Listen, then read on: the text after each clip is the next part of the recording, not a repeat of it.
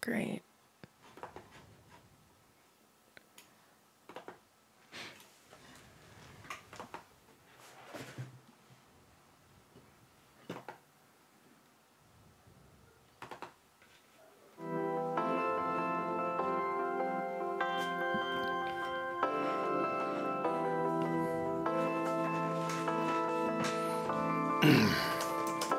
Ready? Mm-hmm. All right.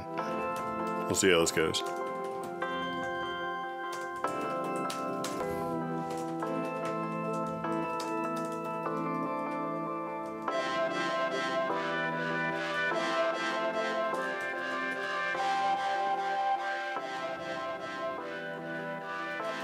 right. I'm sharing it right now. Cool. As many places I can.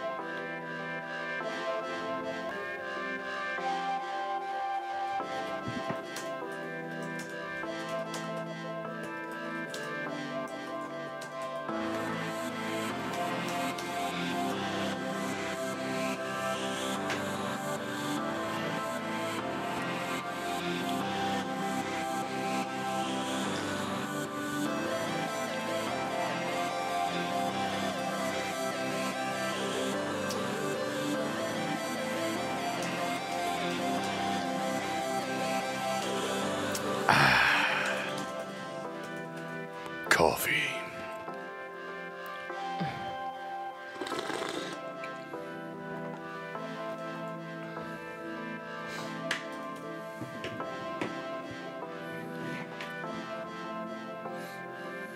Okay.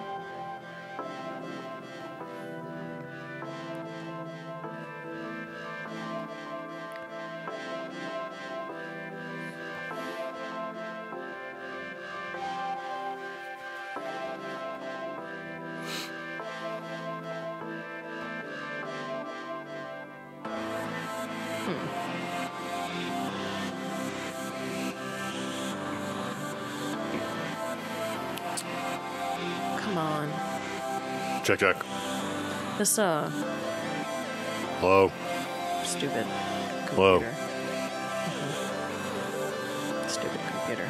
Well, we're doing everything off of Wi-Fi, so it's not Yeah. that stupid.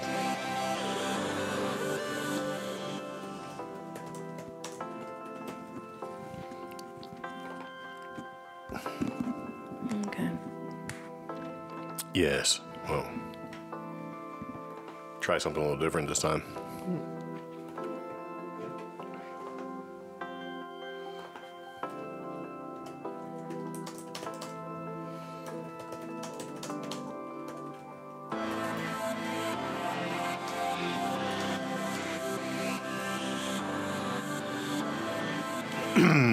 All right.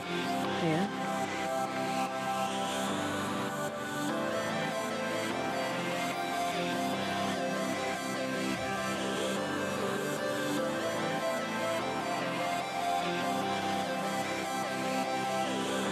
Hello? Yeah. I'm not talking to you. Oh. You keep answering me. It's like it's not. Stop it. It's not about you.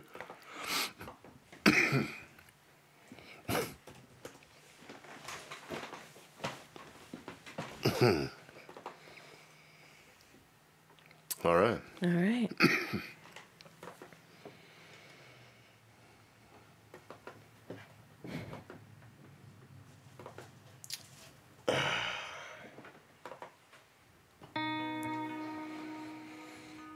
All right, there we go. Can everybody hear us?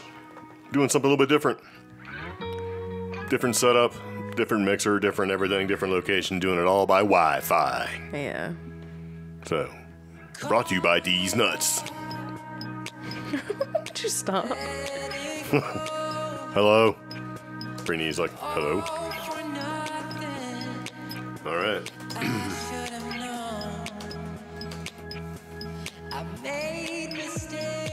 I will silence my phone. Yeah.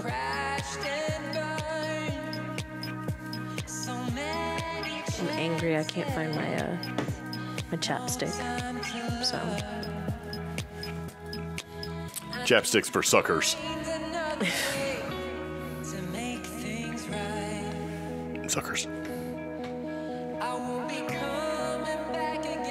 All right. So, can everybody hear us? Everybody see us? People say we look good. It's nice and bright. It's very bright in here. I deliberately have it as bright as possible. Doing some testing. This is part, or could be, we actually have mobile setups. Multiple mobile setups. So, this is version number 1. One teen. One teen? Yeah. What about 1A? Alright, 1A works. Very nice.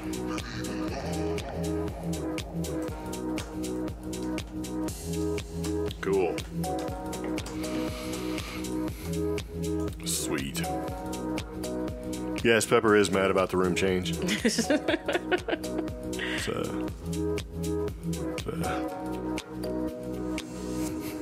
I like that. I like how the chat starts. Yeah. Everybody's in there. And then you get, like, parts of conversation. Dog, I have been so dry all day. It was windy as crap. Yes. That's true. Seems a little windy every day. Or everywhere these days. So I can figure this out here. Alright.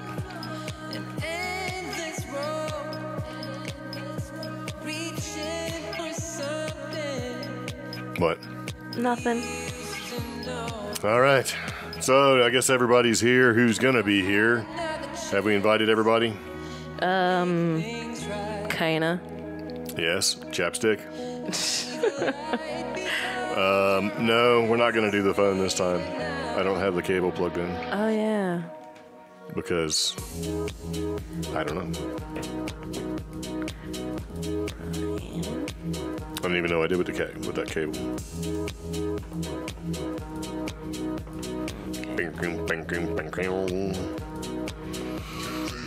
Cool. All right.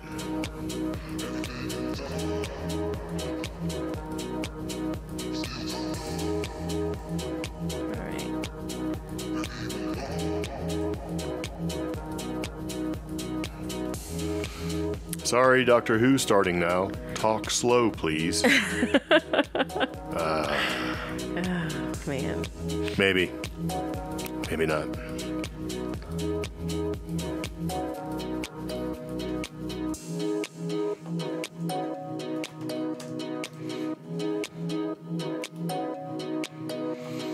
Alright, there we go. I shared to a couple other people that weren't in. Cool. So, yeah. I just counted. I just did over 22 shares. Nice. Yeah. So, just for tens of listeners. That's more than that. I mean, the audio podcast is more, yeah. Much more. Well, all right. So if everybody's here, I believe, I just want to do the test to make sure that everybody can see. Okay. What I want to show them.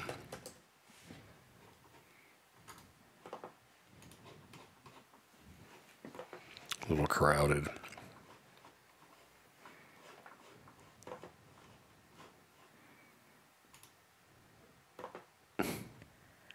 Come on. Wi-Fi's fun.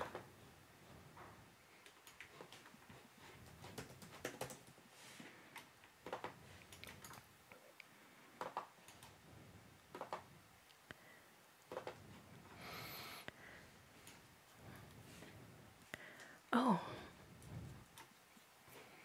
All right. Yeah.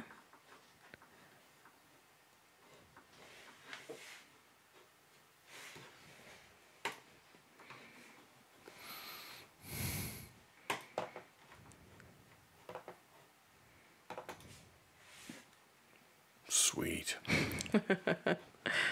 Mr. Dave. Who is that? I don't know. Who is Mr. Dave? All right, chickens, we're going to go ahead and get started with the old podcast. Thank you very much for tuning in and sticking with us while we were going through and trying to It should sound better, I would say, because the stuff we've been doing, kind of goofing around a little bit. I don't know. Yeah. It's kind of hard to tell because, you know, you can listen to it here and it sounds one way, When we play it on the audio podcast, it sounds different. When you play it in your car, it sounds different. So we're trying to get a certain level of mediocrity here so that when you listen, it sounds okay. But we're not trying to blow up the bandwidth because of the Wi-Fi's and junk. But all right, so anyway, we're going to get started. You guys ready? Thumbs up if you're ready. No? All right. Can't tell.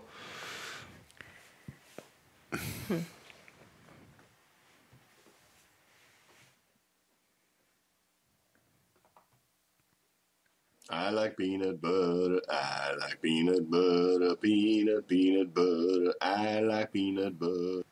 I like peanut butter. I like peanut butter. Peanut butter. You're listening to the CreepGeeks podcast.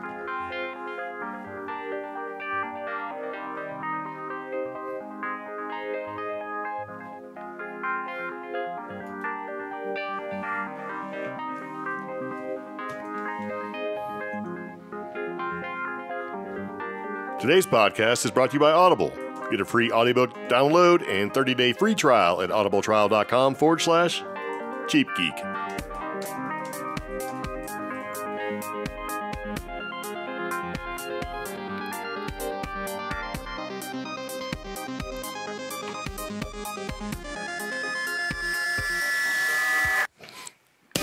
So it begins again. Welcome back to the CreepGeeks podcast. This is episode number 98.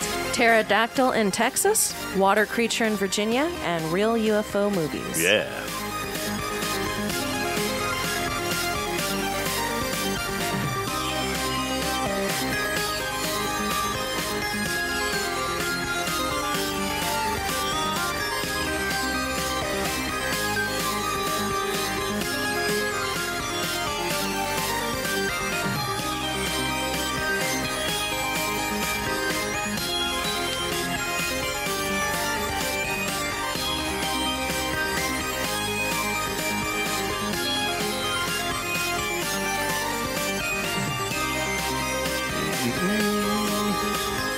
All right, and so it begins again. If you're listening to this on a Sunday or watching us on a Sunday, which is when we do the live stream, very much appreciated if you're listening in your car or wherever with the audio podcast version that you've downloaded from iTunes, SoundCloud, iHeartRadio, Google Play, Blueberry, Spotify. Libsyn, Spotify, all those places. Also very much appreciated.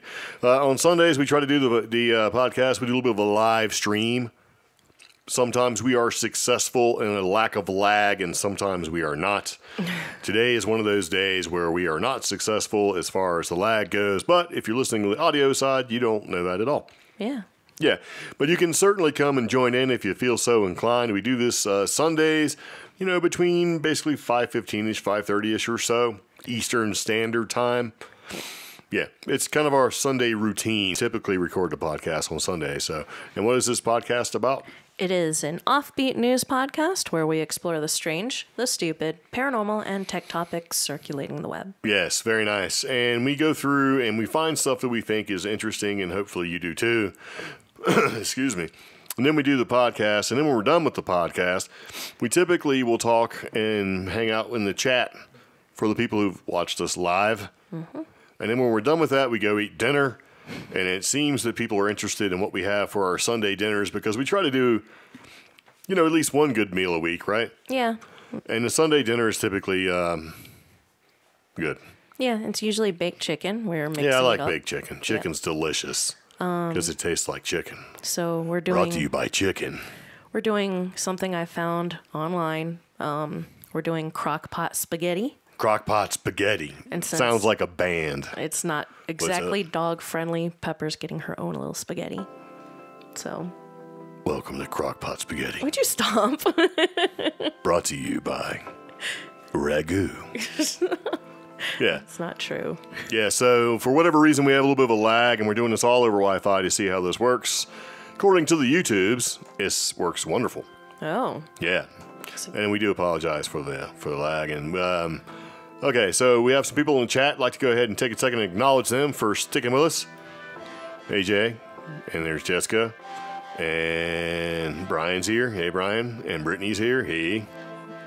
All the good peoples are here. And I don't know who else is here. Katrina's here. Hello. Mr. Dave is here. Yep. Mr. Dave. Yeah, so it's good. Yeah. But yeah, if you want to tune in and watch us, you can certainly do that, or you can listen. Either way, we appreciate it.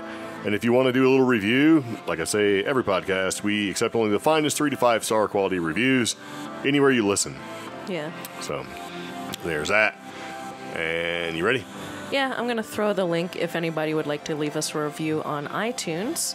I'm going to drop that link into the group chat. Very nice. You can also find it in the show notes if you're listening to the audio version of the podcast. Yeah. And if you subscribe on YouTube, you can take a second and hit notification, like the little bell, and hit subscribe and the bell, and you'll know when we do these sort of things. So, yeah, it is what it is. Anyway, we like to start the podcast doing something a little unusual factoid, maybe something that you maybe did not know or maybe did know. Kind of depends how, up on things you are. Mm-hmm. And this interesting random factoid that we have for today is pretty spiffy. Yeah. Yeah, you never guess what it is. I will take a second and I will show people what it is, because we do that. So what we're looking at, you can see too. So that's another added sort of advantage to watching us do what we do. Bam, you ready? Yeah. Okay, so this interesting random factoid is about glitter. Okay. Yeah. Did you know that glitter was made on a ranch? No, and that's the last place I'd think glitter would be. Yeah, me too. That's why I put it in there. Found. So pretty much, glitter has a pretty weird sort of history. Mankind's been using glitter, since the dawn of civilization. No, there's no Yeah, way. I was like, really? No way. Since the dawn of strippers, glitter's been used, right? But, okay, so let's kind of, here's what this says in the brief history of glitter. Yeah. And everything we talk about, there's links in the show notes, so if you want to listen or come back to it later on, you can. In 40,000 to 200 BC, right, mica flakes were used in cave paintings by ancient civilizations. Okay. Like Egyptians, Chinese, Greek, Roman, for their sparkly light-catching quality. Huh. That makes sense. Yeah. Yeah. Yep. So here's where our modern glitter sort of comes into play. In 1934, there's a machinist, right? His name was Henry Rushman. And he was of Bernardsville, New Jersey, and he invented a way to grind up plastics to make large quantities of glitter. And then he founds the Meadowbrook inventions, and they are still a major supplier of the substance. And it pretty much says, "Our glitter covers the world." That's true, because that crap That's their slogan. gets into That's everything. pretty bad. So Yeah. there you go. Huh. Little glitter. Yeah. Yeah. Good on you. And there's some more glitter facts if you're Okay. really, I don't really care too much about glitter. Like, hey, in September 2007, gold flakes were put into vodka, right, with like Goldschlager. Yeah. I Yeah, remember but that. evidently they have glitter now. Ew. Started in 2007. Mm-hmm. It's like golden glitter. Little flakes.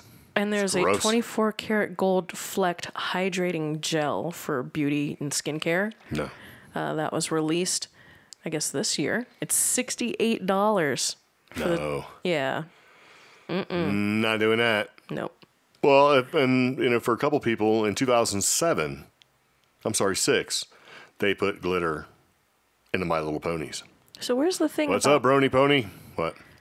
Where's the thing about it was, invented on a ranch? Well, the guy in 1934, a machinist, Yeah. he had a ranch. And that's where he made it. Yeah. Okay. So there you go. There's an interesting random factoid about glitter. Okay. Used mica flakes in about 40,000 BC. Modern glitter invented by machinist Henry Rushman in New Jersey. So there you go. Jersey gave us glitter. Huh. That's right. So it's been adorned by strippers everywhere. That's so bad. Yep. Well, it's getting close to Halloween, so there's probably a spike in glitter Yep. sales. Stripper glitter. So, yeah. Transition. Oh. There you go. So what do you think about that? I think that's weird. I wouldn't think that glitter had such a, Storied history? such an extensive history. Yeah. So. Glitter. Would you stop? I don't even bring glitter into the house anymore. Yeah, it's good because I don't like it. Yeah. Glitter is awful.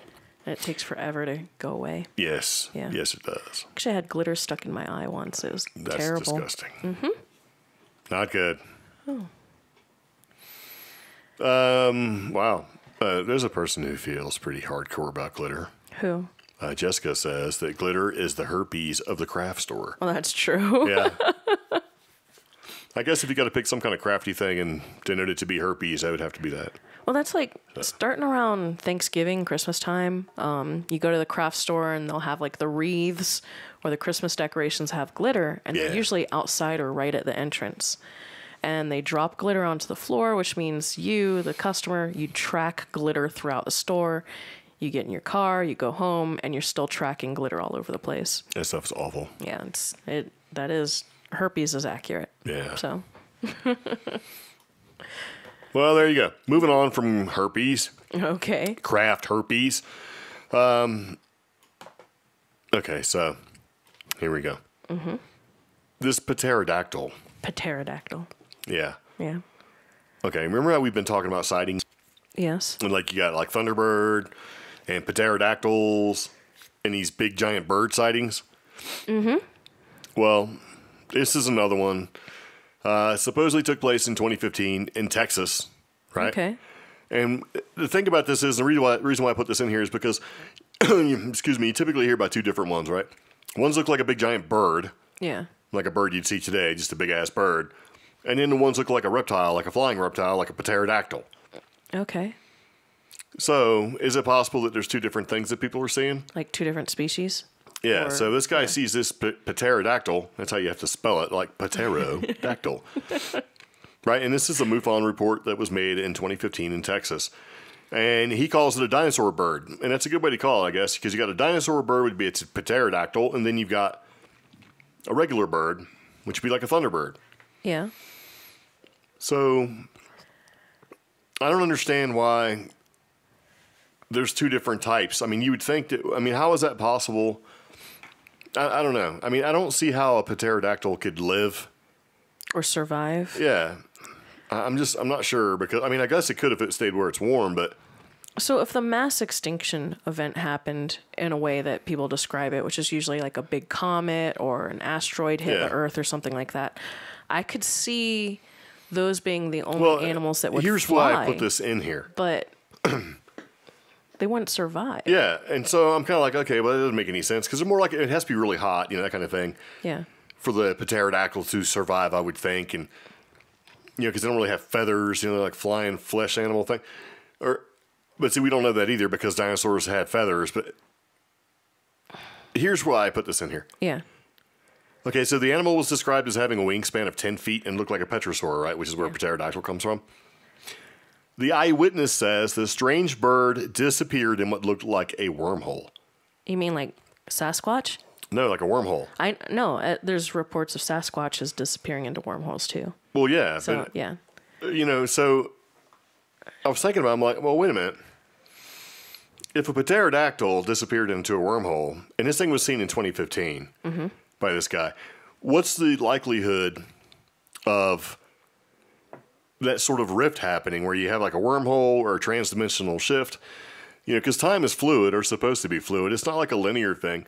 What if when people see stuff like this, you know, the bird's just flying along, pterodactyl's just doing his own thing, and he's just like, boom, pops into his time, boom, pops into our time, keeps flying, boom, pops back into his time. Just keeps passing through these little blemishes in time. But that would have to happen a lot. Well, it does happen a lot. Maybe that's why everybody is seeing this weird stuff, so like that's the fabric dinosaur birds and thunderbirds and the fabric Bigfoot. of time is so weak that we have regular instances of this happening. Well, if you look at string theory and how string theory sort of puts things into play, yeah, it's not like what we think it is. It's vibrating strings, right? Okay. Instead of being a linear fashion or even a loop or anything like that. So if it's just a bunch of things that are kind of vibrating out there, I mean, who's to say that this doesn't happen more often? We just don't know it or notice it. I don't know. You know, so it wouldn't be like, well, hold on, you're here in this timeline, and then, you know, travel forward in the future, and that's that timeline. If it's not linear and it's just all occurring at the same time, yeah, wouldn't it be possible to have like disturbances between past, present, future, even transdimensional shifts? I mean, I guess. You know what I mean? But again, it's... which would look like a wormhole. I mean, if you've got them rubbing together, you know, it creates that sort of breach, and you know, some areas would be more susceptible to it than others. I guess I just have a problem or fear, I guess, with the concept of reality or current time, present time the fabric of time being so weak. That's just unnerving. Well, maybe it's not weak. Maybe it's just that that's what happens when the fabric of time, right? When these two different fabrics of time touch, the strongest one runs the show. Okay. And then when it sort of bleeds apart, it goes back to being the way it was. Kind of like two bubbles. Bubble hits, they kind of bounce together for a while, and eventually they split apart. I don't know. But see, this is the first time I've heard that where it's like, all these sightings, and this is from Cryptozoological News, but this one's like, it looked like it flew into, disappeared in what could be a wormhole. And since this is 2015, and this guy, he's an anonymous San Benito man. Yeah. 2015, wormholes are relatively popular, right? Everybody knows what a wormhole is, and warp drive and hyperdrive and all this other crazy stuff. So, what better way to describe it? You know what I mean? Than wormhole. And I'm reading some comments in the chat right now, and basically the Mac Pterodactyls are back at Mickey D's. So, yeah, and then What? Yeah, I guess because they come in and out of time and in and out of our existence. You mean like the McRib? McRib. Yes. And then someone else mentioned that this also, your standpoint on it could also speak to the theories about collective consciousness and how with all of us seeing these things at certain times, maybe that feeds into our collective consciousness. So. Well, maybe. Maybe not. Or it's a glitch in the Matrix, which is another comment. So. Yeah. Yeah. Yeah. Oh, gosh. Yeah. Stop. So, I don't know, man. I just thought it was kind of weird. And then, you also, in August 2015, you had a man in Michigan claimed he'd seen a giant bird with a 10-foot wingspan as well. So that's the same year, but that's a bird, And then... Well, he says it's a bird. Yeah. But then in July, 2 people in Nevada reported seeing a creature that reminded them of a petrosaur.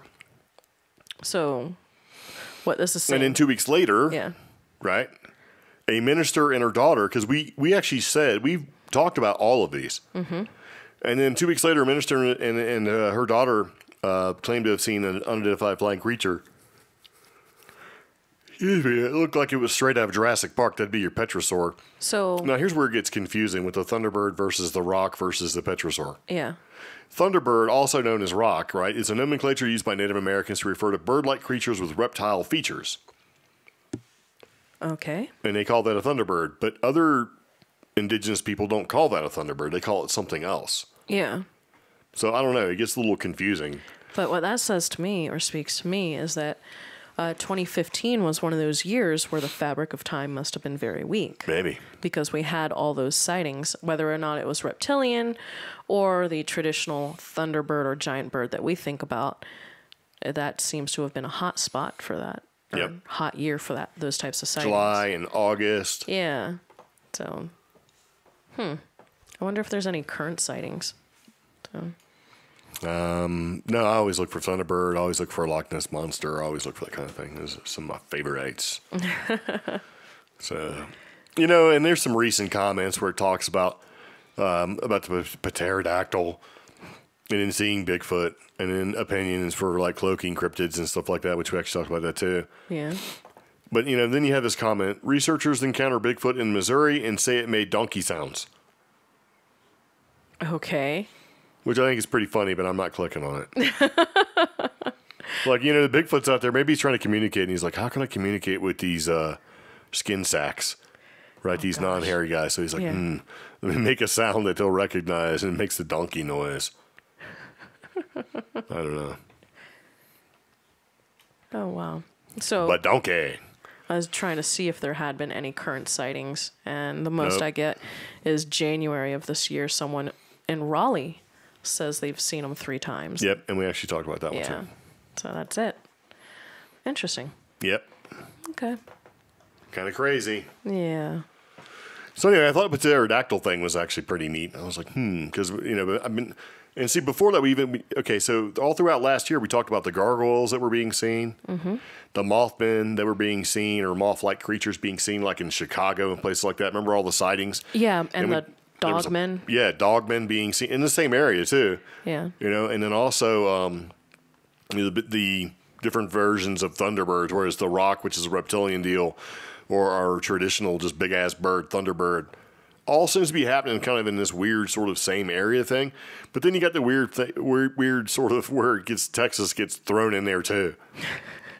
It's like, oh, you can see, because remember they seen it in Arizona. Yeah. There was even one that was reported being seen in New Mexico, right? Yeah. And then you got like what was going on with the Mothman and stuff happening around like Illinois, like Chicago, and all that stuff. And then Texas just seems to be like, if it's going to happen in those other places, it'll definitely pop into Texas.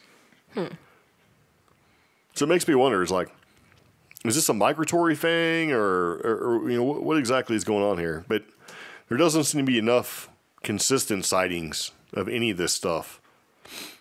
Like I've yet to see somebody throw up a video of a big ass bird flying around, Yeah.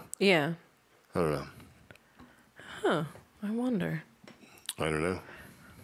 It's funny because I think a couple years ago I did try to see if I could find any online, and nope. Yeah, any videos. The only thing I seen that somebody placed is like they did, but I think it was whatever that. You remember the Bigfoot or Godzilla movies? Yeah. With the big is that flying pterodactyl thing? I can't think of what it's called now. Anyway, maybe I'll remember. Where he fights like the big flying. Man, that was crazy. Came out of nowhere. A yawn came on me. That's 2 yawns so far. You're a bit sleepy? Yes. Okay. So. Well, I wasn't until now. Just so warm in this corner of our new undisclosed location, a.k.a. the office. Yeah. Weird.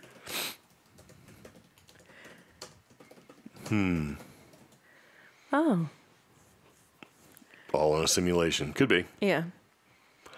Oh, look at that. Pizza's on the way at my place. I guess Mr. Prospero is showing off. Yeah. Like pizza. What's up, Cornbread? That's the person's name, not making fun of him. I thought it was Mothra too, but Mothra no, there's an another insect. one. It's not Gameron. I can't think of what his name is. Because I don't know. All right, now I gotta look. Destroya?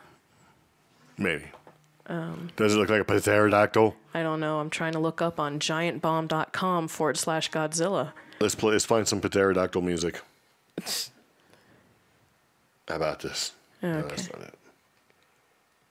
Where's my sound system? There it is. Can you hear it? No, I can't. Well, if you be quiet, you can. Take that. Sounds of Saturn.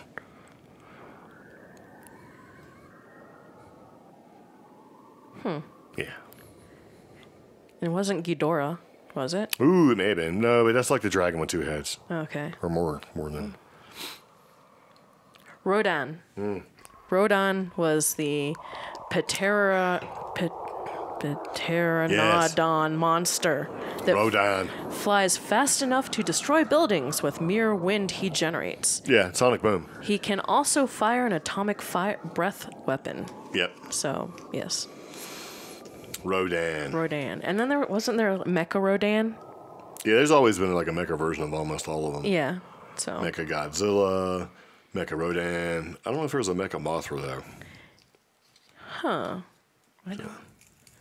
Yeah, so the site actually lists all these different people that Godzilla has fought, supposedly. But then it throws in just random people in there, like a Marvel agent. I'm like, what? Or someone named Don Fry. Yeah. Yeah. Okay. Robots and monsters only, please. Oh, Godzilla fought a giant lobster. Yeah. Okay. All right. And you know what he did? He cooked him with his atomic breath, covered him in butter. That's not true. He was delicious. And found a giant red lobster to eat biscuits with. Yep. Made his own biscuits. Yep. All right. Yep. But when he stomped on the biscuit factory, the whole thing exploded and popped up like the big biscuits. So when you poke them with a fork. Would you stop? Yeah. Nice. So there you go. Pterodactyl was seen in Texas. We talked a little bit about the wormhole thing. I thought was pretty interesting. That's why I put that in there, actually. Yeah. And then we actually have some video of our next topic, which is this weird thing that was seen in Virginia. And this was a while ago, actually. Oh. Yeah. So I'm going to get this loaded up so you can see the video. And when you guys think you know what it is, if you're listening in the chat or watching in the chat, you should throw in your opinions. And remember, your opinion is yours. So how about that? You want your own opinion there. So prepare to defend. Yeah. What is this? Changed my mind. All right. It's almost loaded up. All right, so this is a strange water creature that was captured on video in Virginia. Ready? Mm-hmm. Okay. I'm posting the link too. So there we go. So this strange water creature captured in Virginia. Mm-hmm. In Virginia Beach, Virginia, a woman on Sunday released footage of what she called a strange cryptid-like fish swimming upstream in the swampy waters of First Landing State Park. Oh. Yeah, and if you're from Virginia and you spent any time there at all, First Landing State Park really used to be called Seashore State Park, and that's what it'll be forever. Yeah. So, this person, an aspiring photographer, told Cryptozoology News, right, that she was hiking a trail with 2 dogs, and when she noticed the unidentified creature, and this was in January, right, the dog was acting up and I was getting tired. So, anyway, here's I'm going to play the video so you guys can watch it. Ready? Here you go. Won't be any sound, I don't think. Okay. Yeah.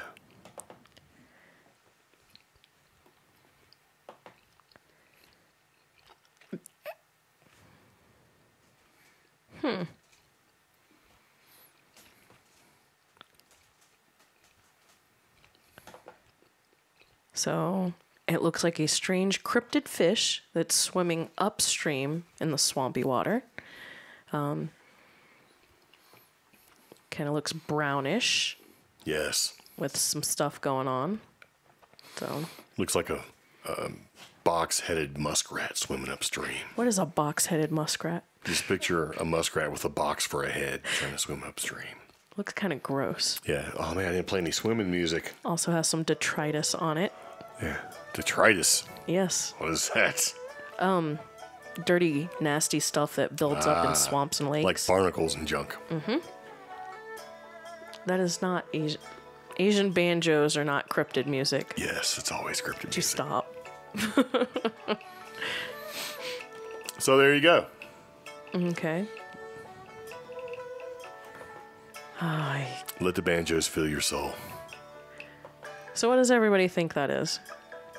We'll go ahead. We'll put the link to the straight video in the show notes for the podcast, and we put it in the chat for all the live listeners. Yes. So, but for me, after watching the video several thousand times, I'm not sure. Yeah, well, you would know. That's your video. Yes, it is. Dun, dun, dun. Yeah. So, yeah. I remember you came back and you were like, what the hell is this? I'm like, I don't know what that is. Yep. So. And posted it, and then literally 2 days later, Cryptozoology News contacted me. Yeah. So, yeah.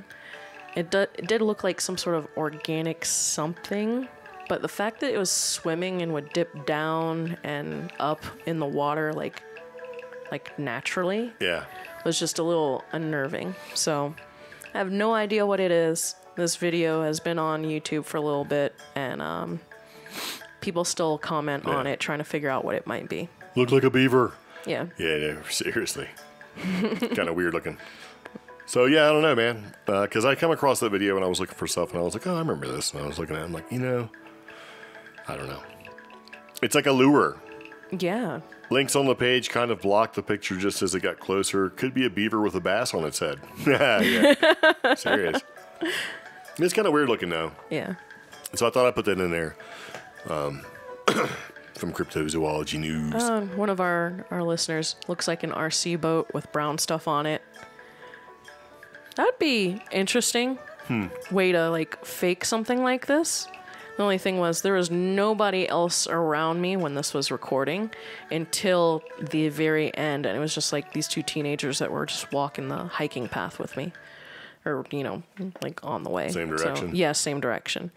So, and I know neither of them had a remote control because both of them were busy petting the dogs. Ooh, Yeah. You know, so, yeah. I don't know. I think it's something that got hung up underwater, maybe with some fishing line or something like that, and it just happens to be the way it moves. But doesn't that easily show how quick or, you know... I mean, it depends. If you've got the current going through in that particular area right there, it's acting like a lure.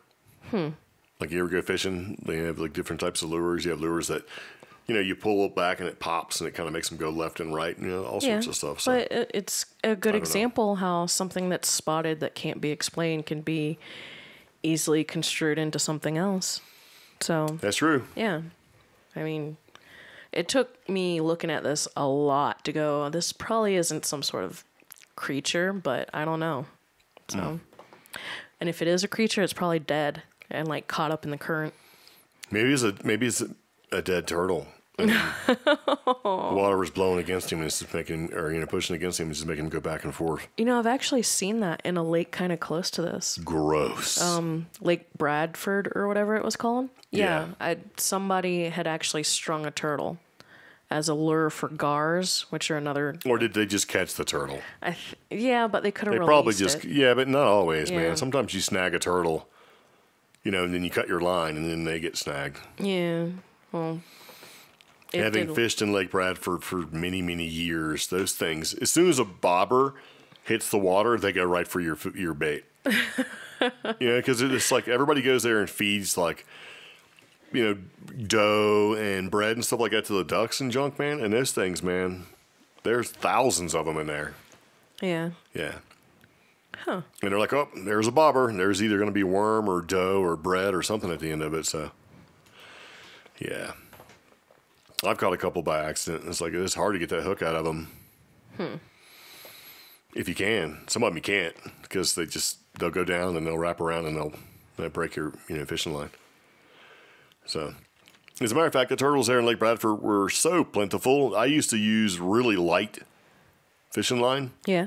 Just to keep from having to, you know, because if you catch them and you got like something crazy, like 30-pound test, you know, the line would actually untie off the hook or break before the turtle would Let go. Or, yeah. I mean, it is more, they were more likely to survive with no line than being hung up somewhere. I don't know. It probably didn't do any good, but yeah. Kind of sad. Okay. Let me play some sad turtle music. Don't.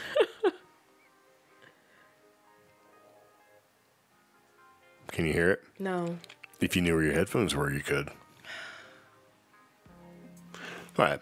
So anyway, going back to the podcast, this was something crazy I seen, and thought about it because you told us about the possibility of an alien being buried in a cemetery in Texas. Yeah. And then somebody had stolen the headstone. Oh, yeah. Yeah, that was kind of new.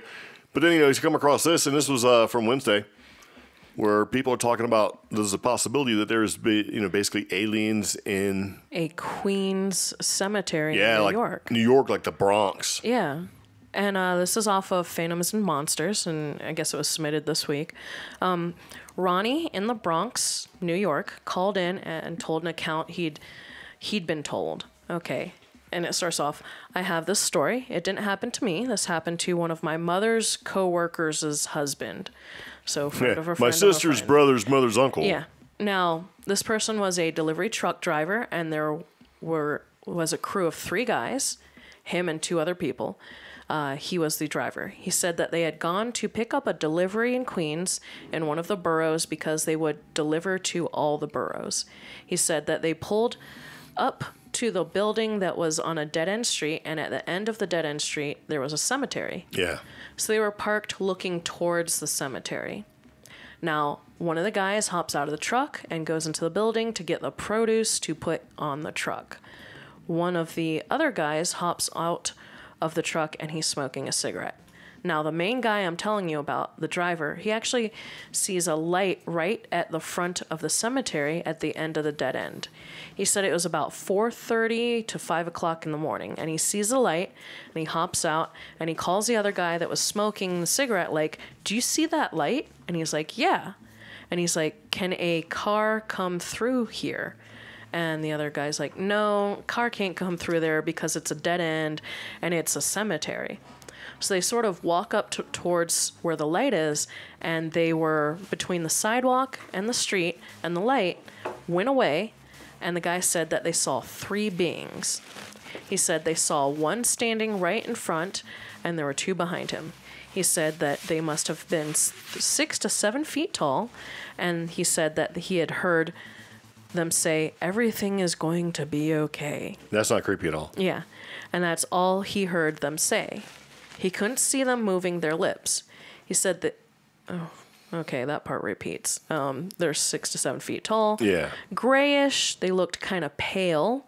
He said he could see them through the streetlights, and he said they had backed up, and they were freaked out, and all they could hear them say is, it just repeats.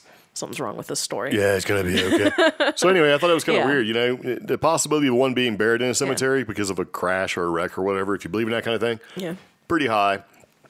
But then this 6 to 7 feet tall, palish, grayish aliens in a Bronx cemetery is kind of strange. I was like, what? Yeah. I don't know. Kind of strange. Definitely. And that's not something you normally hear about. A lot of times UFO and alien sightings happen in suburban or rural areas. Yeah, this is like in the Bronx. I wouldn't think like Bronx or Queens or anything like that. So it's very interesting. Yeah, it's kind of weird. Yeah. I'm sitting here dumping coffee all over myself, so. Oh, great. Yeah, it happens. So, I don't know. I would like to start seeing some people. If you'd like to give us a call or email us your weird alien or paranormal story. If you have one, yeah. Yeah, and if you have one, go ahead. You can either call and leave a message. We may play it on the show. That phone number is going to be 575-208-4025. And you can always email us if you don't feel comfortable, calling. You can email us by going to contact@creepgeeks.com. Yeah. So, yeah. And hey, if it's a good story and we do play it, we may just send you a sticker. How about that? Yeah. So. Dunk, dunk. Yeah. Are you looking at me? Yep. Okay, so anyway, getting back to the podcast, I was reading the comments in the chat there. Mm-hmm. And, for some reason, whenever we do this, everything is fine. Whenever we start doing the podcast, things just go out of sync or the bandwidth gets low. That seems to be what's going on here, so. I noticed if we start the show earlier, we don't have as many problems. So. That's not true at all.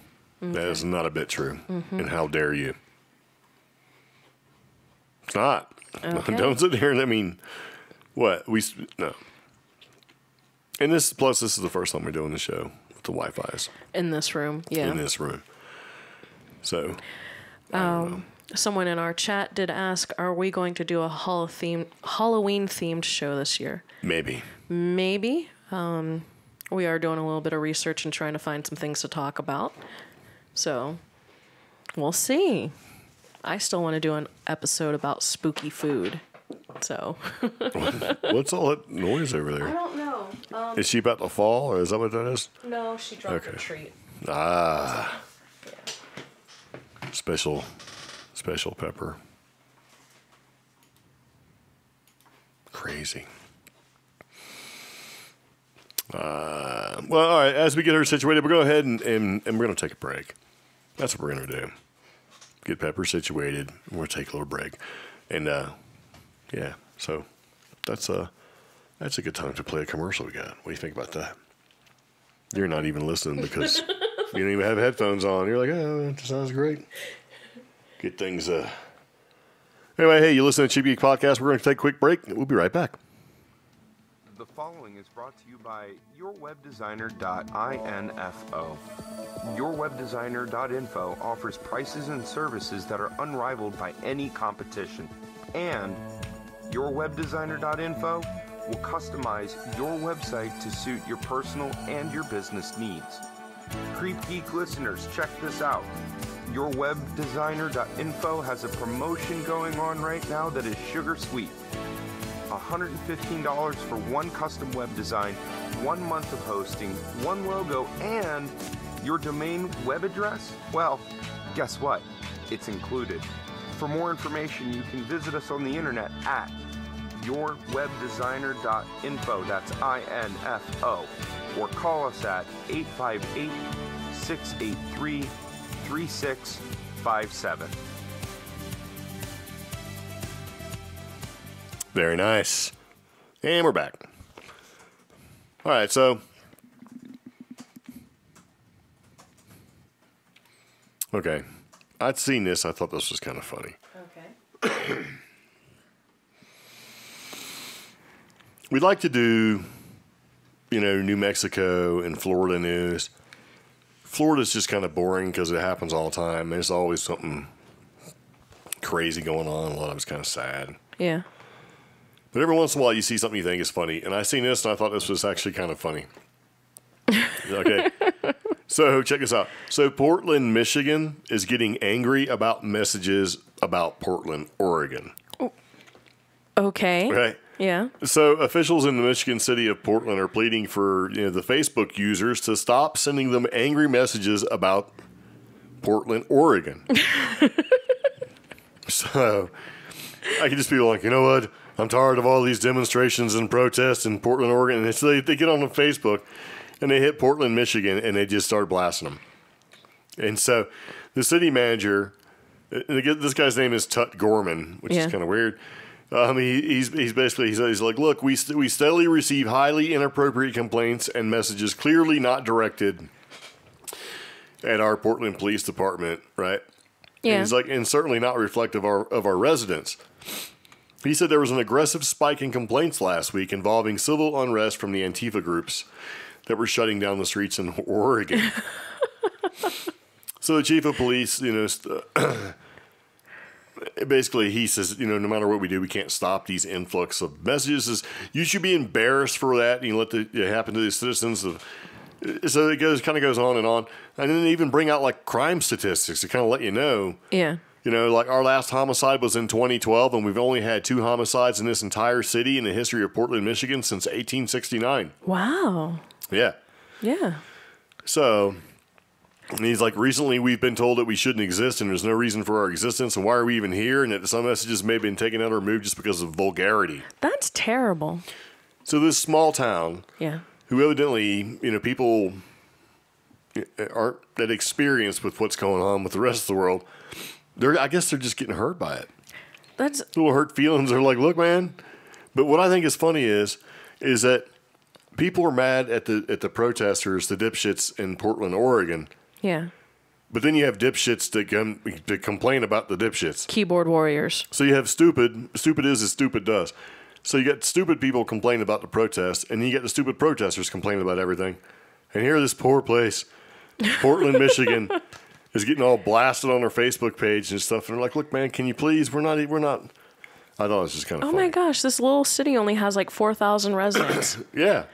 Whereas Portland, Oregon has 650,000 residents. Yeah. So these guys are like, please, man. And it's a polite little town, and getting their feelings hurt. I think it's so dumb. If you're going to hop on and be a social justice warrior, a keyboard warrior, and give your 2 cents on social media, make sure you pick the right city. How hard is that? Evidently, it's pretty hard. Got a bunch of stupid people out there. I have my own dumb story. When we first moved to Portsmouth, Virginia, I wanted to join the local library.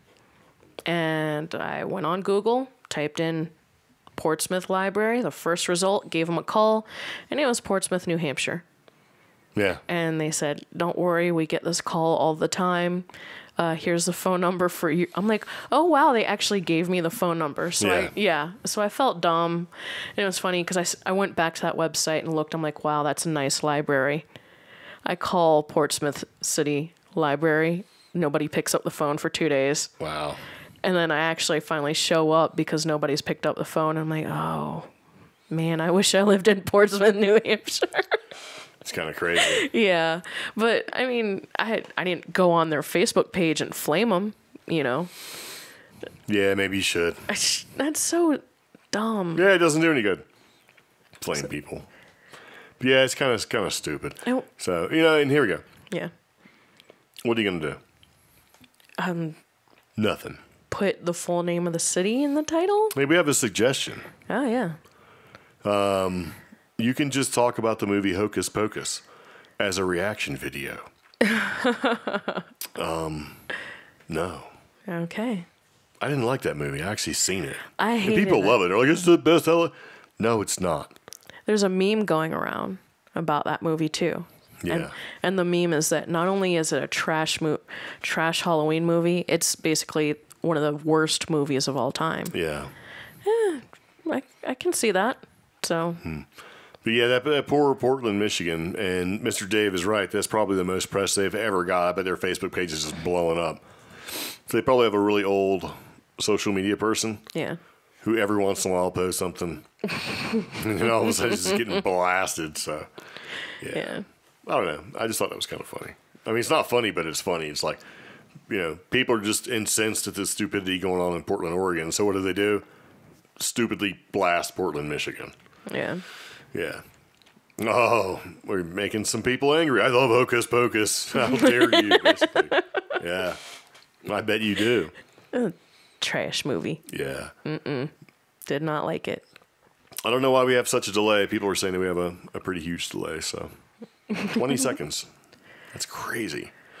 But according to this, our stream health is healthy and strong. Yeah.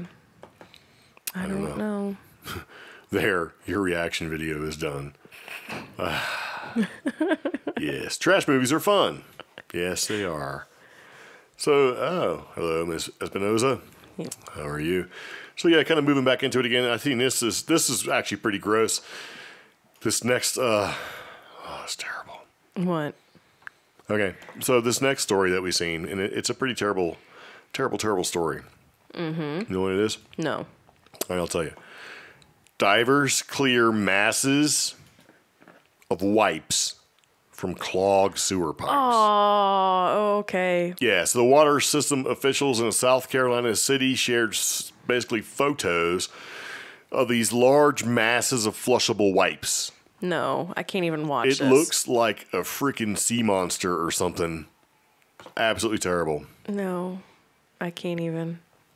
And I'm going to show you so that you can see it. Ew. It's gross. Because we talked about this before where people were, Aren't they called fatbergs? Yeah. Yeah. Well, that's... One of the names? Yeah. Yeah, because it's a conglomeration of, like, waste and cooking oil and hamburger grease that you shouldn't That's be a putting fatberg, but this Yeah, is... and wipes, though, because they'll... Yeah. Yeah, because the wipes are like the bones. Ugh. So gross. It's just massive. It's like thousands of pounds of flushable wipes clog the sewer system. Yeah. And it looks like a freaking monster, man. You know what I mean? It looks like a monster. So if you're watching the podcast, you can see it, but it just looks like Swamp Thing.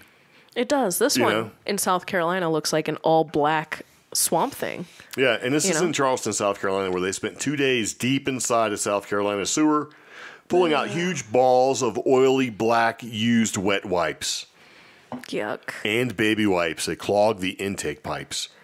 So the Charleston Water Supply, right, they basically posted these gnarly, nasty pictures and reminded people that only human waste and toilet tissue should ever be flushed. You know, The cloth wipes yeah. need to be thrown away because they're woven and they don't break down in water. Yeah. And even if you buy stuff, because actually I've been binge watching a show called Adam Ruins Everything. I really like it. He broke down how even if it says flushable wipes on the container, that doesn't mean that's true. They are literally legally allowed to get away with saying that because when you flush the toilet, it goes out the toilet. You can flush a Matchbox car. Yeah. And You know what I mean? he demonstrated that by flushing golf balls. Look, Yeah. it flushes. Just because it flushes doesn't mean... People think Yeah. that you know, if it flushes it, it's going to break down and like go away, and it won't. Flushable does not mean it breaks down. You can type, like I was saying, These things are like banned from my house. Yeah, and they're actually banned from a couple of countries too. Oh yeah. I think the UK is trying to ban them.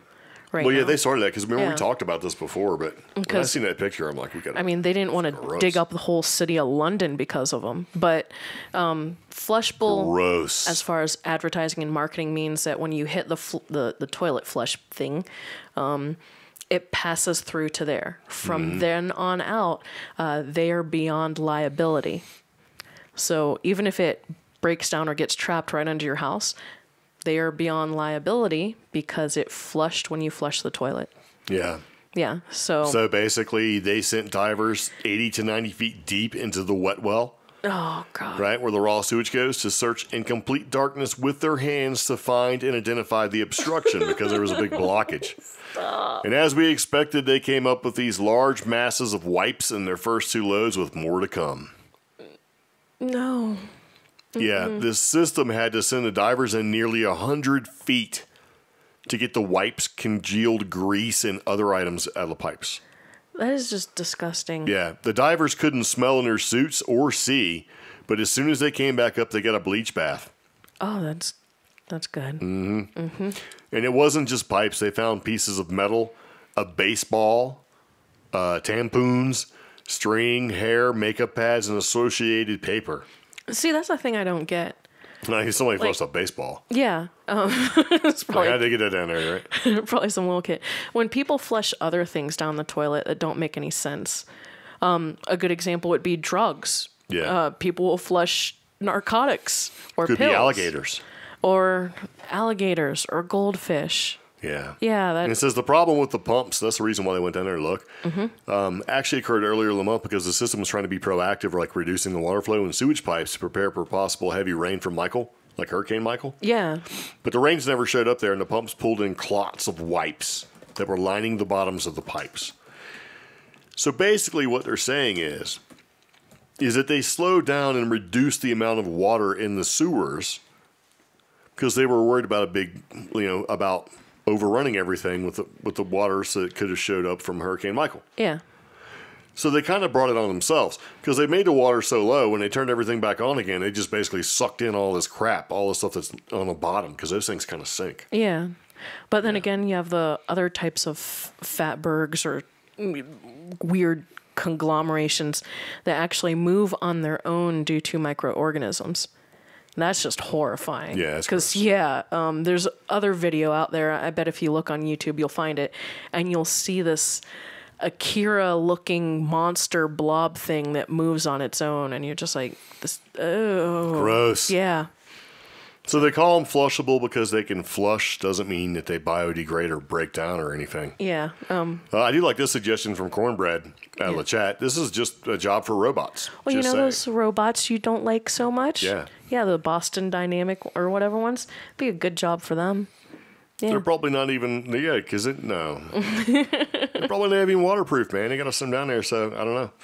But yeah, they do need to invent, if they could invent a biodegradable wipe, like a wet wipe, like Brian is saying, we'd be rich. But they kind of already have a biodegradable wipe. It's called toilet paper. There you go. No, there was... Or you could be French and just do a bidet. Oh, God. I think there was one that was invented in 2012-ish, but the price point was so ridiculous people didn't want it because it was something like $14 for a little pack. No. Yeah. So I mean, if it's that bad, just take a shower. Just saying. Ew. That is gross. Yeah. But yeah, it was something like 80 pounds or... They pulled out like a large quantity of these things. I can't remember the exact poundage. But it was gross. I can't even. No. Awful. We should play some flushable wipe music. What? I hope this thing goes down. Please flush. Go away. Because, people are like that, right? They're like, well, it's flushed. It's out of my hands. It's in God's hands now. Because I don't know where it went. It's not in God's hands. It's in the public works' Well, hands. here's the funny thing. People freak out, right? Yeah. Because, you know, okay, let me show you how weird people can be. And it's kind of funny if you think about it. You have the toilet and you flush it, right? Mm-hmm. And that's where you do your business. Mm-hmm. And people are like, get all worried and stuff like, oh, you know, you shouldn't pee in the shower, right? Why? Because they think that it's going to do something bad to the water or something like that. It all goes to the same place. Your entire house goes to one big central pipe that pumps it into the sewer. Oh, God. Whether it's water from the kitchen, or you peeing in the sink, or in the shower, or using the toilet, it all goes to one pipe. And they call that the main drain. Uh-huh. And that's what gets clogged up with all these stupid wipes. Oh, gosh. Yeah. Awful. One of our listeners in the chat, Prospero, a toddler in his old building flushed a bath towel and clogged up the building system for 3 days. Oh, man. It probably hit that main line and jammed up everybody. Yeah. I couldn't imagine. One of the places we used to live, it's technically a historic neighborhood, and the problem with that is the pipes that were built in there were built with like clay or something like that. Yeah, old orange pipes. And we went through this thing where something happened either during a storm or right after a hurricane. It was funny because it happened afterward, but it damaged the lines, and I think we were without water for 2 days, 2 or 3 days. Yeah. It was a northeaster. Yeah, and that was the busiest our local Walgreens had ever been because everybody was going to Walgreens to go potty. Yep. Getting them wipes. Yeah. So, God, this is supposed to be a paranormal podcast, not a gross me out podcast. It all goes together. It is definitely gross. Maybe people could be swamp monsters and fatbergs for Halloween. Oh, that'd be so nasty. That's actually really disgusting. Yeah. Ew. Just so there you go. Wipes are for suckers.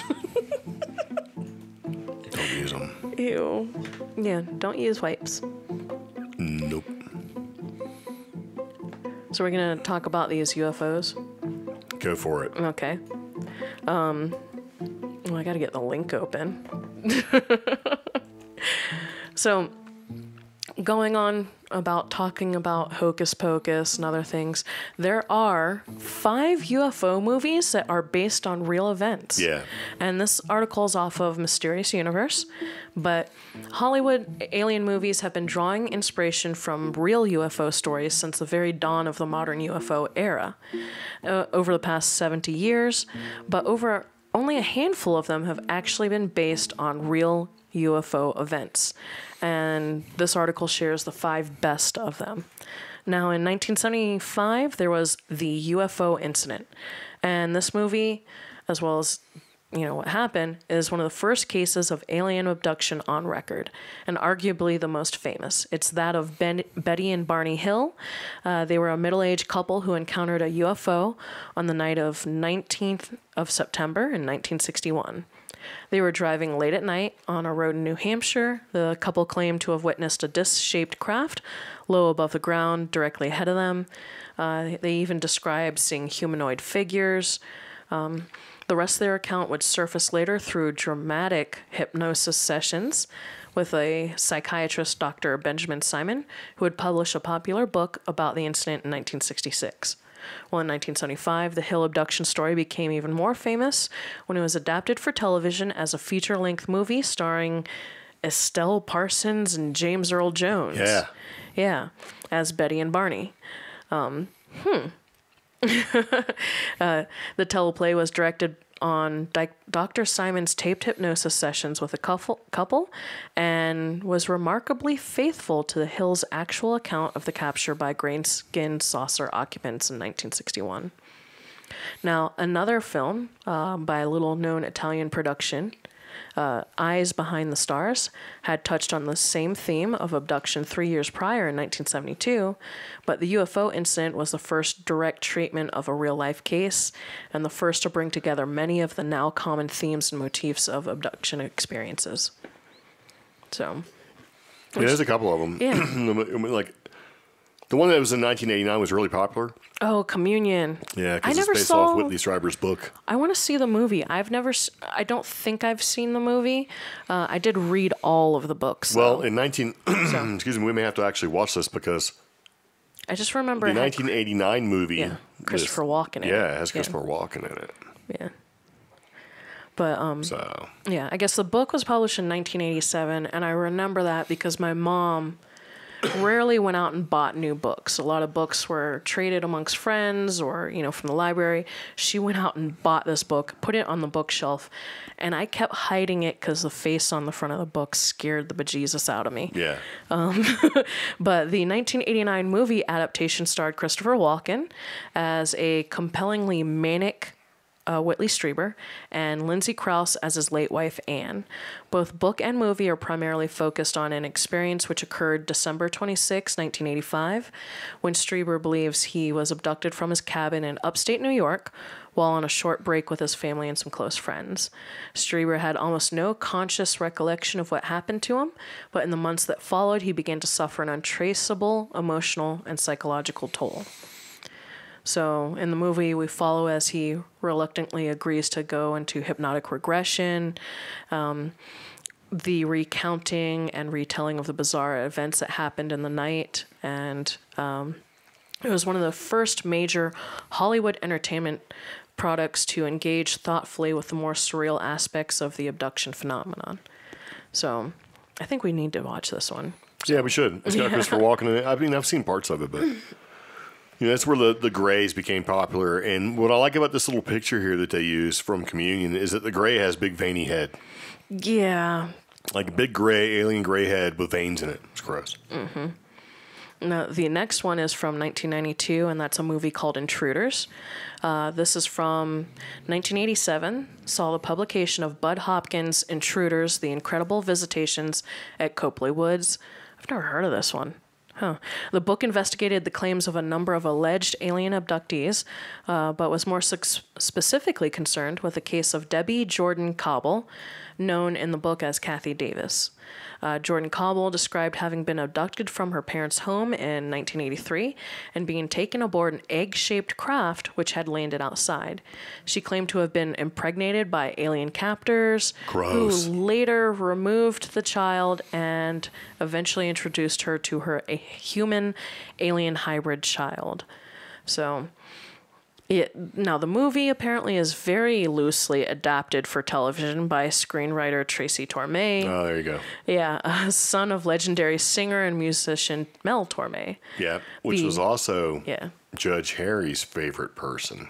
Oh, okay. From Night Court. And when I was in the Navy, John Larroquette, Yeah. you know, who is the lawyer in Night Court, or one of the lawyers, right? Dan Fielding showed up to our ship and took a tour.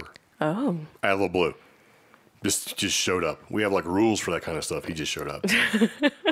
Wanted to know if he could take a tour. And that guy's like super tall, man. Oh, yeah. Yeah, Dan's a pretty big guy. Yeah. Which means that Bull from Night Court is like way taller than that. And it's like Dan's an easy 6'2". Yeah. It's like, wow. So, yeah, Bull was huge. So anyway, there you go. And Dan Fielding, very nice guy. John Larroquette was a very, very nice guy. Came on board. They took a tour. They sat down and, like, you know, ate a little bit of dinner with us and autographs and stuff. It was really, really strange. Yeah. So that was my 6th degree of Kevin Bacon, or wherever that goes. Of alien movies. Yes. 6 degree. The next movie, this one terrified me. This is one of the ones I did see. And I saw it when it came, well, pretty close to when it came out. Fire in the Sky in 1993. This movie it's kinda creepy. scared the bejesus out of me. Like, I didn't sleep for a couple of days or had serious trouble sleeping. Fire in the Sky is based on, in 1975, Travis Walton, a logger from Snowflake, Arizona, famously claimed to have been taken aboard a flying saucer and to have interacted with 2 different species of aliens. What distinguishes Walton's story from other accounts of cosmic kidnapping is that his apparent abduction was witnessed, in part, by the 6 other men on his logging crew. They sped back into town that night to inform bemused authorities of how a UFO had zapped Travis in front of their very eyes. Assuming he was dead, the terrified loggers had left their colleague where he lay, the saucer looming above his lifeless body. Now, a swirling storm of confusion, anger, and allegations was soon to descend upon the sleepy town of Snowflake. The loggers, having reported to police that their friend had been taken by a UFO, were immediately considered suspects in Walton's disappearance and possible murder. After no less than 5 days, Walton returned. He found a telephone box some 3 miles outside Snowflake, huddled and shivering. As he was taken back into town, he began babbling about strange creatures with large eyes. He had assumed he had just been gone a couple of hours and was stunned to learn that he had been gone for almost a week. Yeah, it was a pretty good movie. Yeah. He got a lot of trash for it, but he wouldn't talk about it for a long time, but now he does. So I think that's pretty cool. Yeah, and I guess needs a bit of money there. The legendary Robert Ebert praised this movie for the film's final sequence for its believable writing. The scenes inside the craft are really good. They convincingly depict a reality I haven't seen in the movies before, and for once I did believe that I was seeing something truly alien and not just a set on a decorated movie set. So the movie did end on an inconclusive and frustrating note, but I liked and appreciated that because that's kind of how real life is. Yeah. Mm-hmm. Take that. This one, 1994, Roswell. Starring. This movie is kind of sucks. Oh, it stars Kyle MacLachlan and Martin Sheen. Yeah. So this movie was the first in-depth Hollywood treatment of the famous 1947 Roswell incident, in which an alien spacecraft crashed in the New Mexico desert and had been recovered by U.S. military. Roswell was also one of the first movies to feature a direct reference to Area 51. That's an interesting fact. Yeah. Yeah. The secret base shows up fleetingly in a sequence in which a mysterious government insider describes to Roswell whistleblower Jesse Marcel the events that unfolded in the months and years following the saucer crash. So, yep. So that's why that one's important, was the whole Area 51 reference. That's about it. Yeah, but I don't even think I saw that one. No, it wasn't very good. I actually seen it. I don't know. Now I'm on a UFO kick and I want to watch UFO movies. Well, we can do that because Yeah. we're going to have crockpot spaghetti at the end of this podcast. Oh. And we can fire up a UFO movie because we can do that. Yes. Trying to put my phone in airplane mode just to make sure that, what little bandwidth we have, Yep. we keep. So part of this is we want to travel and we want to go to like different places and different events and things like that and broadcast the podcast from there. And it looks like it may be more difficult than we think. So it's okay though. And so if you're still listening to the podcast, very much appreciated. Yeah. So anyway, but you know what puts a bad taste in your mouth? All those sewer wipes. Oh, stop. Why are you still talking about that? Because I'm just kind of going through it. All right, so in the podcast, we talk about a couple different things. We always talk about stuff we think to be interesting, and we have Paranormal and Weird section where we talk about the Pterodactyl, and we talk about the aliens in the Queen Cemetery, which is kind of strange. Right? We talk about 5 UFO movies that are based on events. And we also talked about Portland, Michigan, who's sad that they're getting blasted by people who are morons trying to get blast Portland, Oregon. Mm-hmm. The sewer pipe wipes. Oh, that would have been a good title for a podcast. Put that in there. Sewer pipe wipes. So, yeah, we have a couple different things that we like to talk about and the weird stuff that we talk about. And we did talk about our interesting random factoid of glitter, which is kind of weird. And, that's really one of those things where that's about it. Podcast is just about there. Almost done this time. Oh. Kind of strange. Kind of kept it short. We just recently took a trip where we went down to Madrid to have a little dinner and see some stuff. And one of the things that we do when we take these trips is we like to listen to audiobooks. Mm-hmm. And we also listen to podcasts. And you can do yourself a favor if you haven't already. You can get that free audio trial. Yeah. Right? From Audible that we have. And with that Audible trial, if you do audibletrial.com/cheapgeek, you can get a free trial. And with that free trial, you get 30 days of membership. You get the 2 free audiobooks that are yours forever, regardless whether you keep it or not. You get a credit for audiobooks after that. Yeah. And then you can save like up to 30% if you want to buy other audiobooks. And what I like about this is that it's kind of like a podcast. You just download the book. right? The books are divided into chapters and all that sort of thing, and you can just kind of listen to them. And you don't have to listen to them right away, and they don't expire. So if you download a book and it's yours, it stays. Yeah. So we like to front load these books, and we kind of keep them. So when we take a long trip, we've got plenty of stuff to listen to, because a lot of times we go camping and things like that.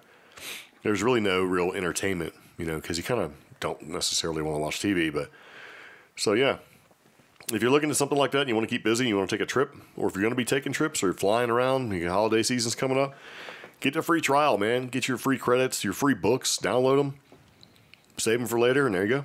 Listen to them. Okay. Because it's kind of hard to read a book and drive at the same time. So, yeah, audibletrial.com/CheapGeek.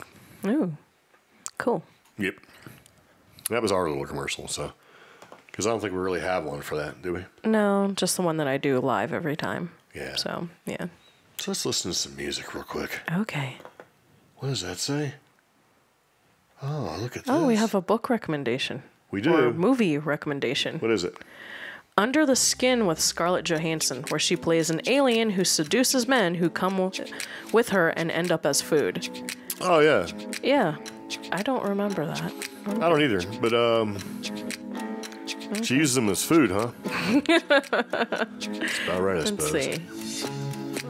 What is that? I gotta look that up. Oh, it's a movie. Okay. Oh, and you can rent it for $3.99. That means it's good. Yeah.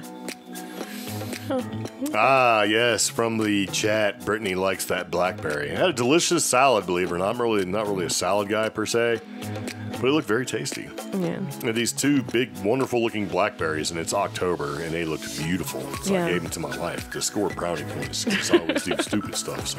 He had... he always manages to order the best thing on the menu, and I always sometimes you got to go simple. To order big-ass hamburger. Exactly the opposite of what I want. Granted, what I ordered was amazing. It was these pork biscuits. I was assuming they were barbecue. They were more pot roast. Yeah. But his meal came with the freshest salad I've ever seen in my entire life. Yeah, it wasn't one of those sucker salads that's full of lettuce. Yeah. It was like spring mix, had like dandelion leaves and all sorts of crazy stuff in there, and those two big blackberries and grapes. Literally looked like heirloom they picked tomatoes. it themselves. Yeah. A strawberry.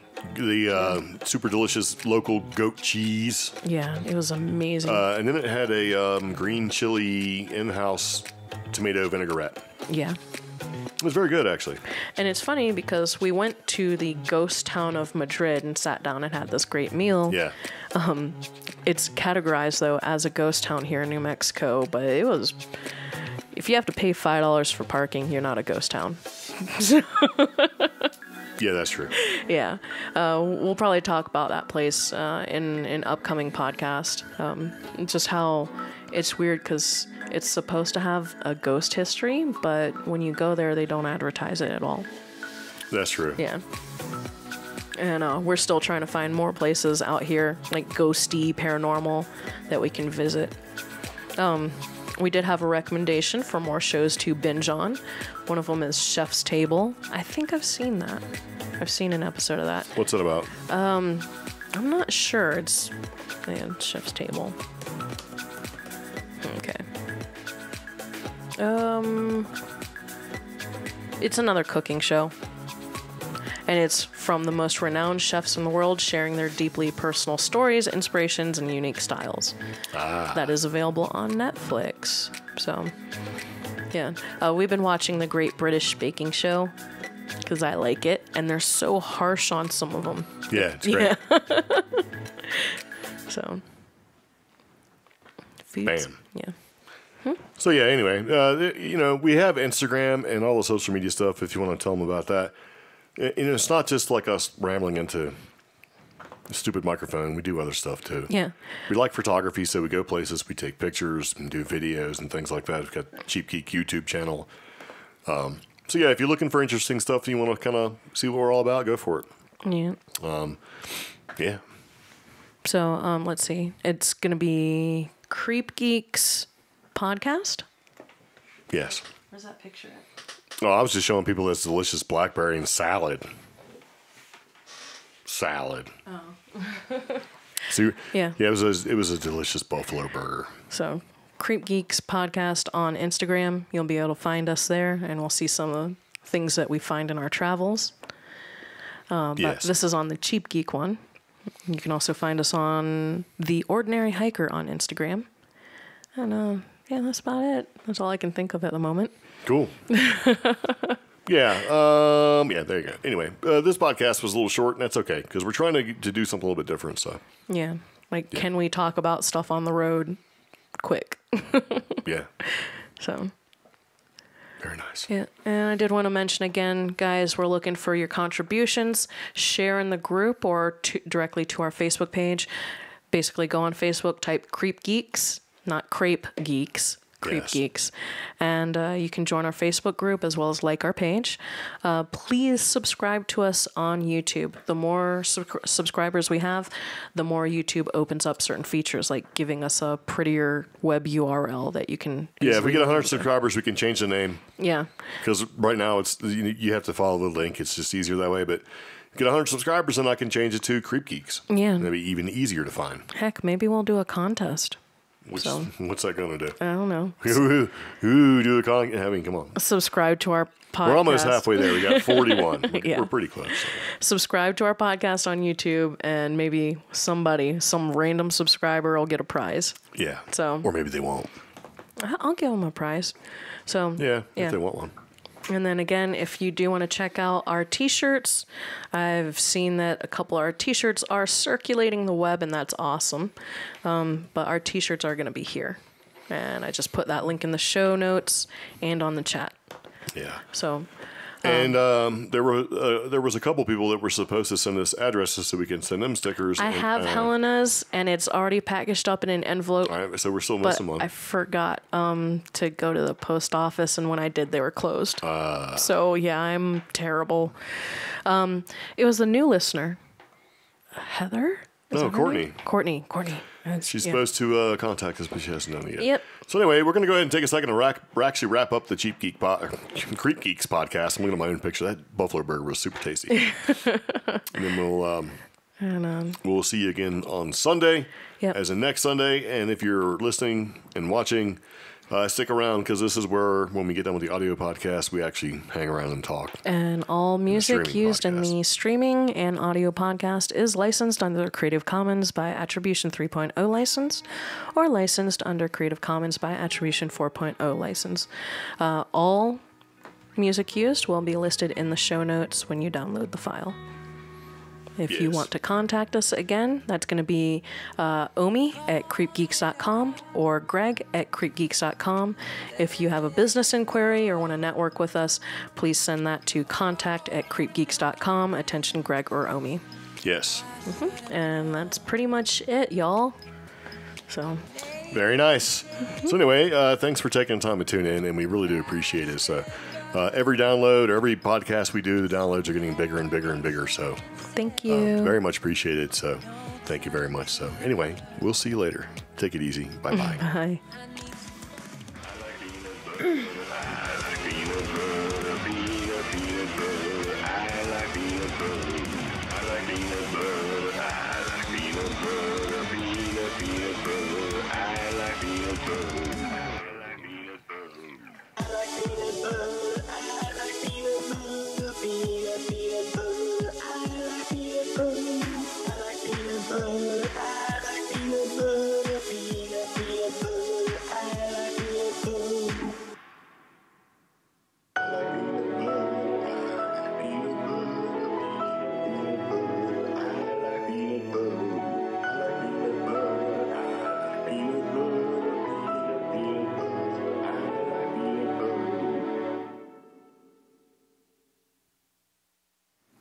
Hello? Hey. Hello? Are we still there? Yeah. Okay. I got to figure out this microphone better. I got to figure out why we have a lag. I don't understand why the lag is at. Yeah. Was that critical this time? There we go. That's better. Hello? Yeah. See? This microphone's been driving me nuts all episode. Yeah, that's because you see what I got going on here? Yeah. Hangs down, goes back. Okay. Yeah, it's nice. Yours is all flipped up. Anyways. It's all crazy. So. Careful, that's a couple $100 you just I know twerking that. on over there. We do got to figure out what to do about our Halloween episode, though. Yeah. Everybody's got a point there. Well, so what do you mean they got a point? we should do something big. Like, what are we going to do? What's big? It's going to be our 100th-ish episode, I think. Well, I mean, or it's going to be our 99th this is episode. 98. Next Sunday. Yeah. I don't know what that is. Hold on. Next Sunday would be 99. And October 31st is on a Wednesday. Oh. That would be 100. Okay. Yeah. So What do you think about that? So we're going to go live on that? I don't know. We got to figure that Heck out. yeah, we're going to go live. We're just going to ignore people and knock on the door. We'll do something. Yeah. Maybe we'll make it exciting somehow. Yeah. So, anybody have any suggestions? Throw them out there. Oh, man. I didn't even think about that. Got to figure out how to disassemble or disable the doorbell. Just don't answer it. Yeah. Okay.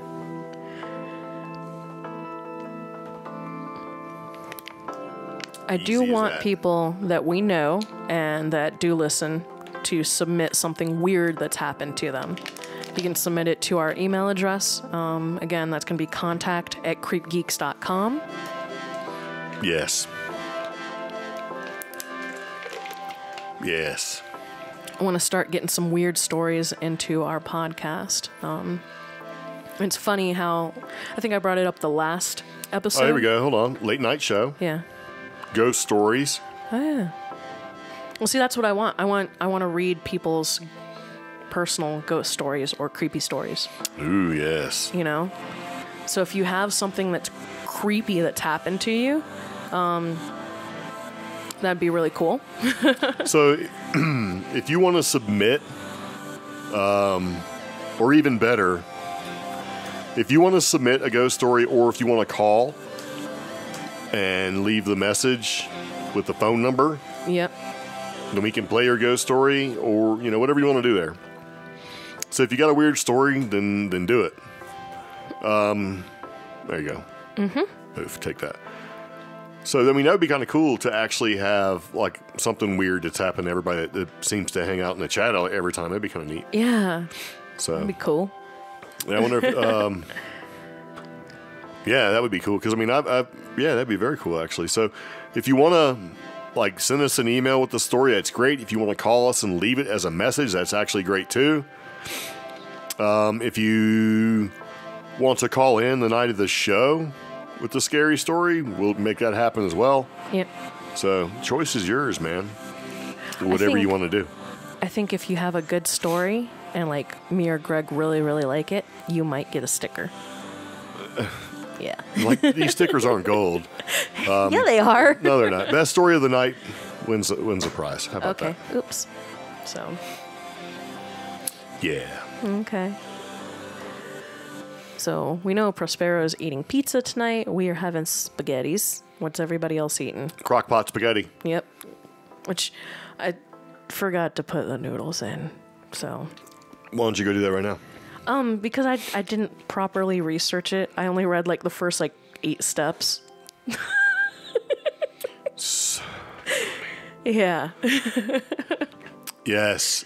A prize. Yeah. So that's one thing we should try to decide right now. What's the prize going to be? I don't know. You can't get the dog. No. No. They're We cold. have no. I want their gold. Give me their gold. We have no gold. That's the best comment ever. Yeah. Give me their gold. They're doubloons. Jimmy John's. Okay, Jessica says, I had my delicious baked potato soup. See, I want to make potato and leek soup again.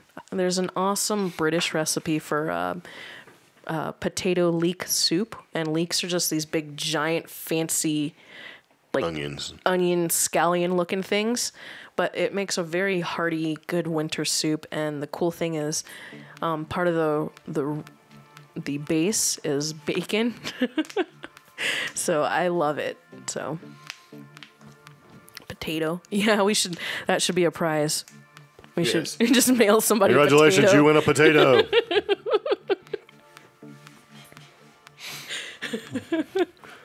Actually, I believe you can send somebody a potato. You can. You can legally send somebody a potato from the state of Idaho. You can also legally send somebody a coconut from the state of Hawaii. Gross. Yeah, so I think that's very cool. Potato. Pepper's all excited, so she thinks we're talking about her. Yes. So, but yeah, we gotta figure out what to do as a prize. Oh, and I do want to thank everybody who has bought a t-shirt from the CreepGeeks store. If you could hashtag or @ us if you buy it and sport your gear, we'd love to feature you on the Facebook page. Yeah. Well, we should give the people a coupon code. Oh, yeah. The coupon code is... Put it in the thing. Hold on. I gotta find the link again. So, where is it? Where's the link? Yeah, the prize is a Hocus Pocus DVD. That's funny. Watch, I'm gonna find one of those for like $4 at Walmart. Somebody's gonna be so mad. You can send somebody a bag of dirt. Yes. Okay. Very nice. So, the promo code for our t-shirts. Here's the link to our t-shirts, and the promo code is... I'm typing it now. Halloween. And that will actually get you... Hold on, what was it? 25% off in our store. Yeah. Yep. So...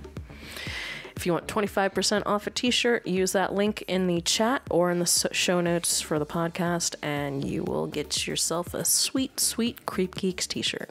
Yeah. Yeah. No. People fighting about Hocus Pocus again. Like people getting all mad about it. Rah. Gosh. Brittany's so salty. I have it already, so bye. Yeah.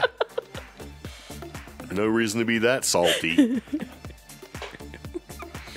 You know, I have that t-shirt I got you, and it says, of all the flavors, why you gotta be salty. Yeah. And it's a cat eating ice cream.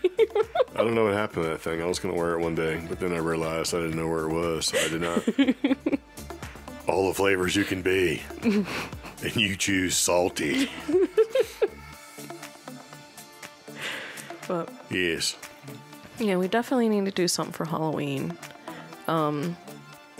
You guys are our loyal listeners so far. We appreciate it. Spread the word about the podcast. We want to get more people in here. If we could have more interaction that we could read aloud on the show, that would be great.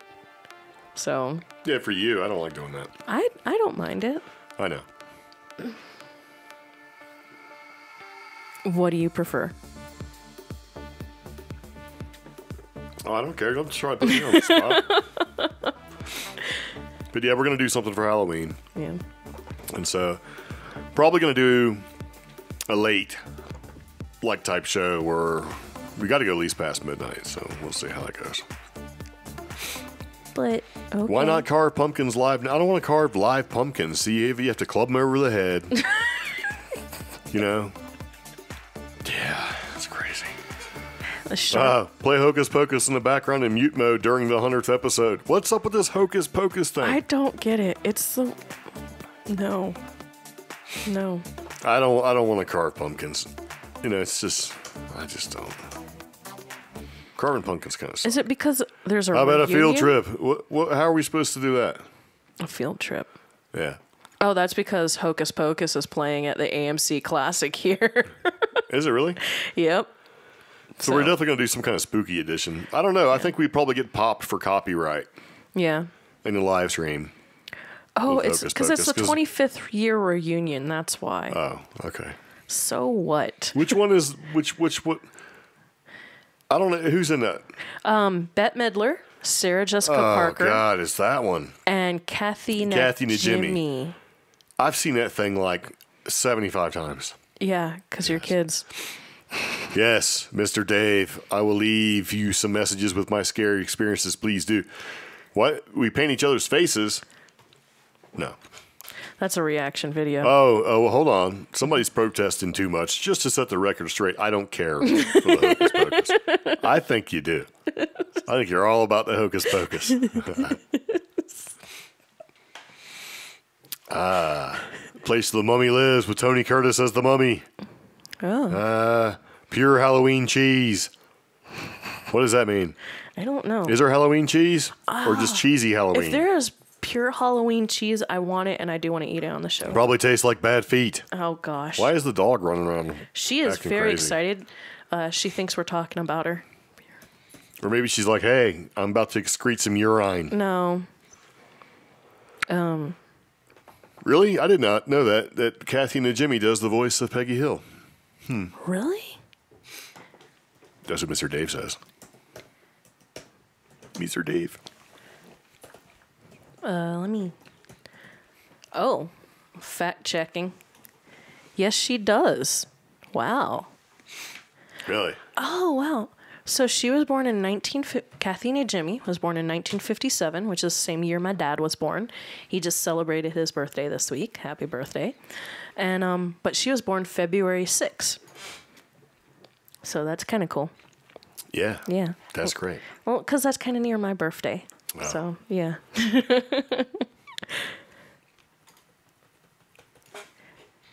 Huh. I don't want to do anything about Hocus Pocus. I'm just not. You will do the Hocus Pocus and you turn yourself around. No. And we already have Jessica posting memes in the group. You do the Hocus Pocus. She's already posting memes in the group. The face I make when someone says they don't like Hocus Pocus. Judgy. Y'all so salty. What is a good Halloween movie, though? Besides Halloween. Well, I'm out. Okay. I don't know. What are you looking at me for? I don't know. I don't know.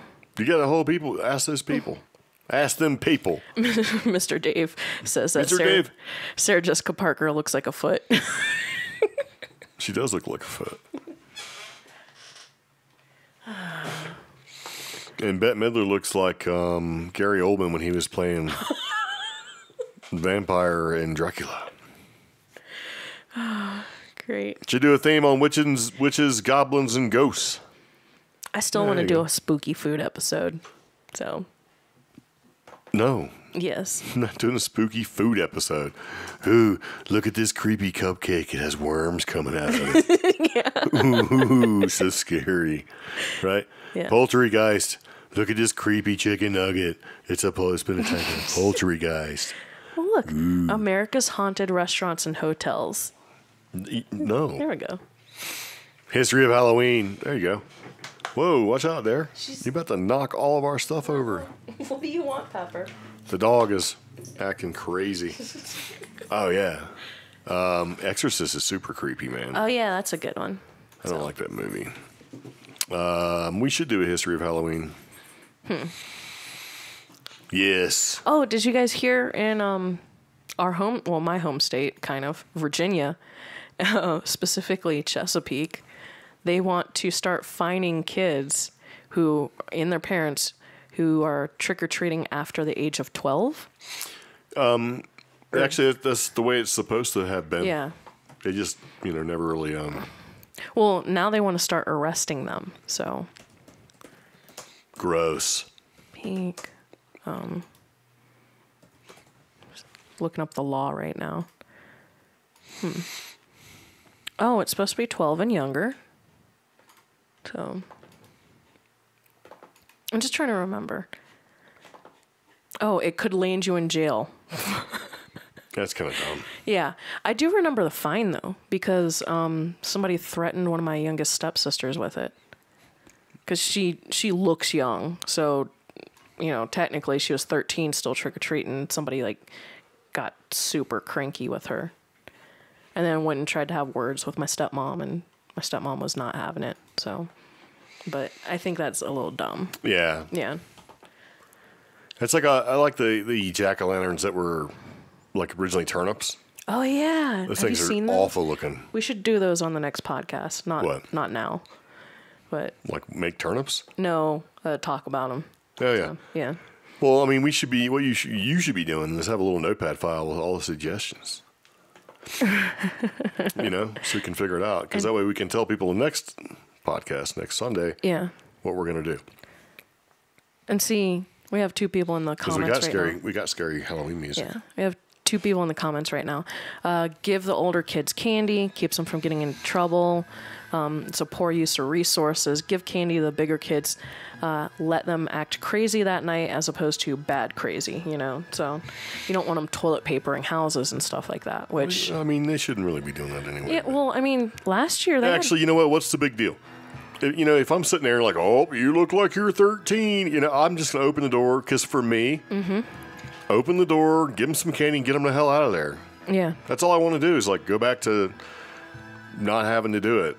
And toilet papering a house does stink. My parents had that happen to them one year. They should have just gave out the candy instead well, of no, they buttholes. did. They got toilet papered because somebody didn't like one of my stepsisters. And then...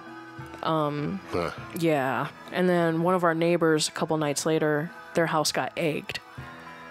And that stinks. I mean, it's so bad. So, yeah. Ew. I like to turn up his face. That is the creepiest thing ever. See it? Yeah, Like I hate it. I just hate it. God. Ugh. It looks like a mummy. Yeah. I mean, you know, if you've seen some stuff like that coming at you, it's pretty freaking scary, man. Jessica brings up, we used to give out candy to parents if they were dressed up. And yeah, I remember that when I was growing up. If the parents were dressed up too, they'd get a little piece of candy. And it's funny because Chesapeake... I mean, you know, is this a problem we really got to worry about? I mean, is this such a problem that we're like, oh, we got to devote all these resources and possibly lock somebody up? Well, Chesapeake... Put a stain on their permanent record because, like, oh, you're 13 and you were taking free candy. It's like, come on. Chesapeake had a thing where one year, there's like these 2 neighborhoods, if you brought your dog trick-or-treating, it got its own special treat. And I thought that was awesome. So something must have happened while we've been away to cause this. It's just dumb. Yeah, so...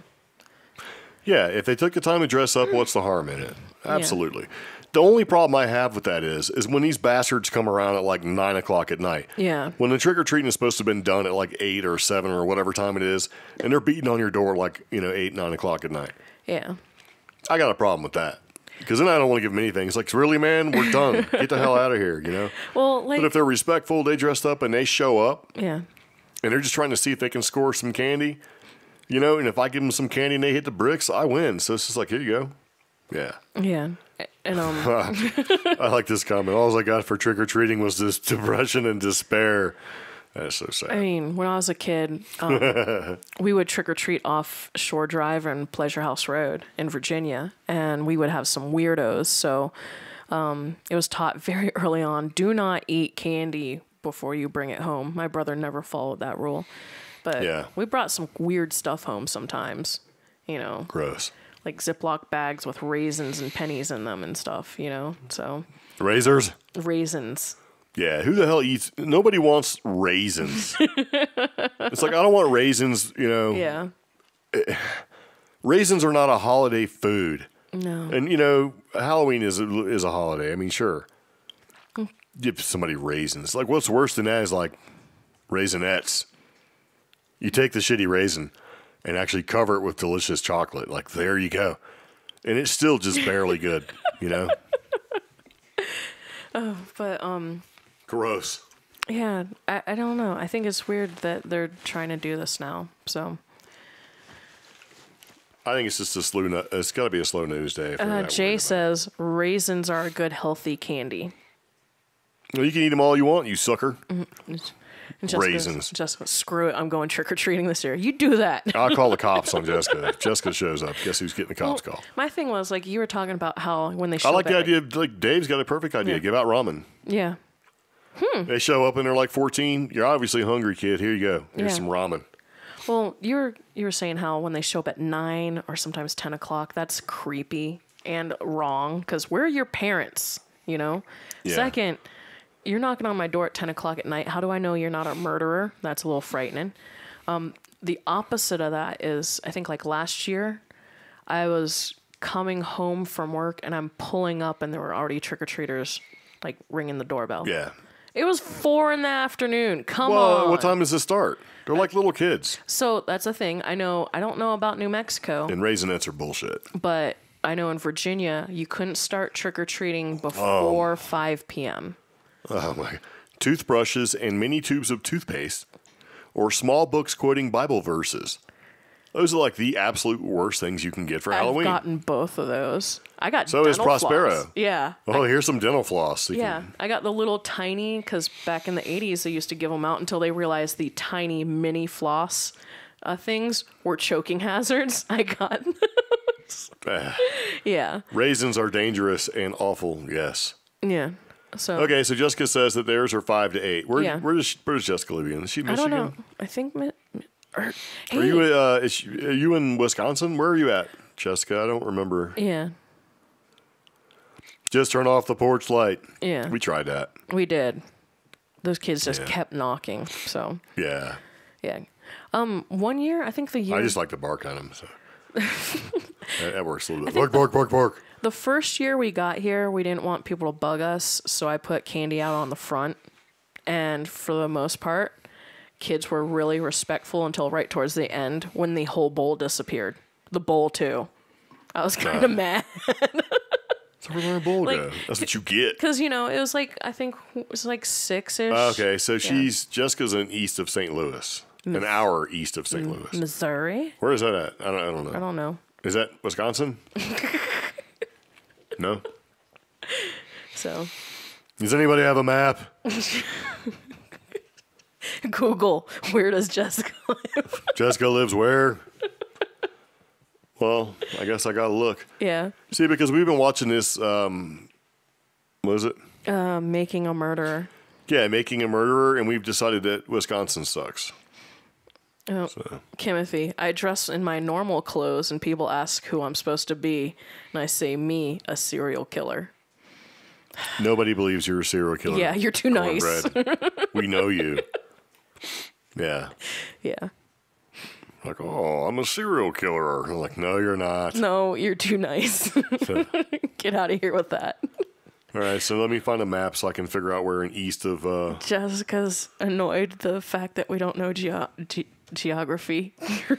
Well, it's an hour east of St. Louis. Whenever anybody says, oh, I live an hour east of somewhere more important than they are, there's a reason for that. What's the reason?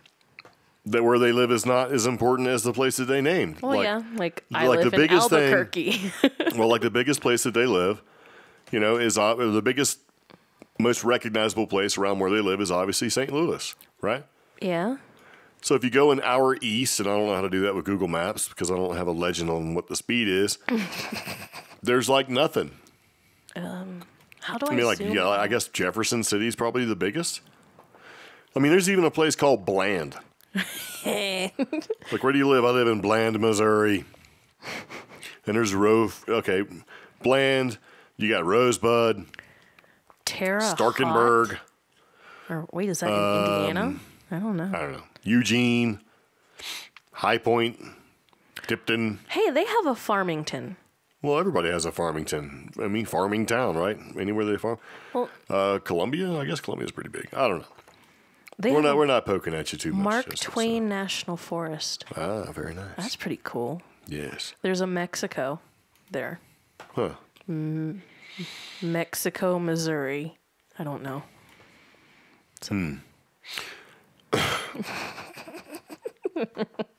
She's so annoyed with us. There's a Pocahontas. Oh. Pocahontas, Illinois. Where's that at? There's a Pocahontas, Arkansas, and a Pocahontas, Illinois. Wow. Huh. Very nice. Wow, that is out there in the middle of nowhere. Where? Broken Arrow. Kansas City. So you got St. Louis and Kansas City. So an hour east. How far is St. Louis to Kansas City? I don't know. Probably more than an hour. All right. Let's see. If you go from here. St. Louis and then Kansas City.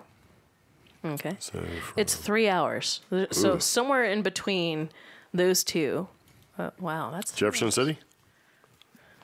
We shouldn't, maybe she doesn't want people knowing exactly. Oh, that's like 2 hours. Why does Missouri have like the names of like states and places, like major places, like Mexico? There's a California. There's a Cuba. A Cuba. I'm in Cuba, Missouri. A Florida. Wow. Yeah, we're in Rio Rancho. Somebody got lazy on the names. Yeah. So. Anyway, I was just trying to figure out, because for some reason we thought that she was from Wisconsin. Yeah, and we were going to ask her to talk about like Manitowoc County, because we've been watching Making a Murderer. Oh, okay. So she says, okay, so Pocahontas, Illinois, nothing here. Okay. Yeah. I got you. We are really bad at geography. Well, I mean, a lot of people are. There's people that think that New Mexico is actually in Mexico. I'm tired of hearing that stereotype because the people It's not a stereotype. It's just people being... The people who give that anecdote... well, you know what it is? Get people so mad at me. People if I don't say care. That. People who have anecdotes like that are usually not talking to the brightest people in the first place. So. Yeah. Well, people don't care enough about New Mexico to know that it's not in Mexico. Yeah. That's it. So, okay, cool. It's the hometown of country music singer. I have to click. Hunt. I don't know. Huh. Notable people. Gretchen Wilson. Okay. That's it. That's kind of terrible.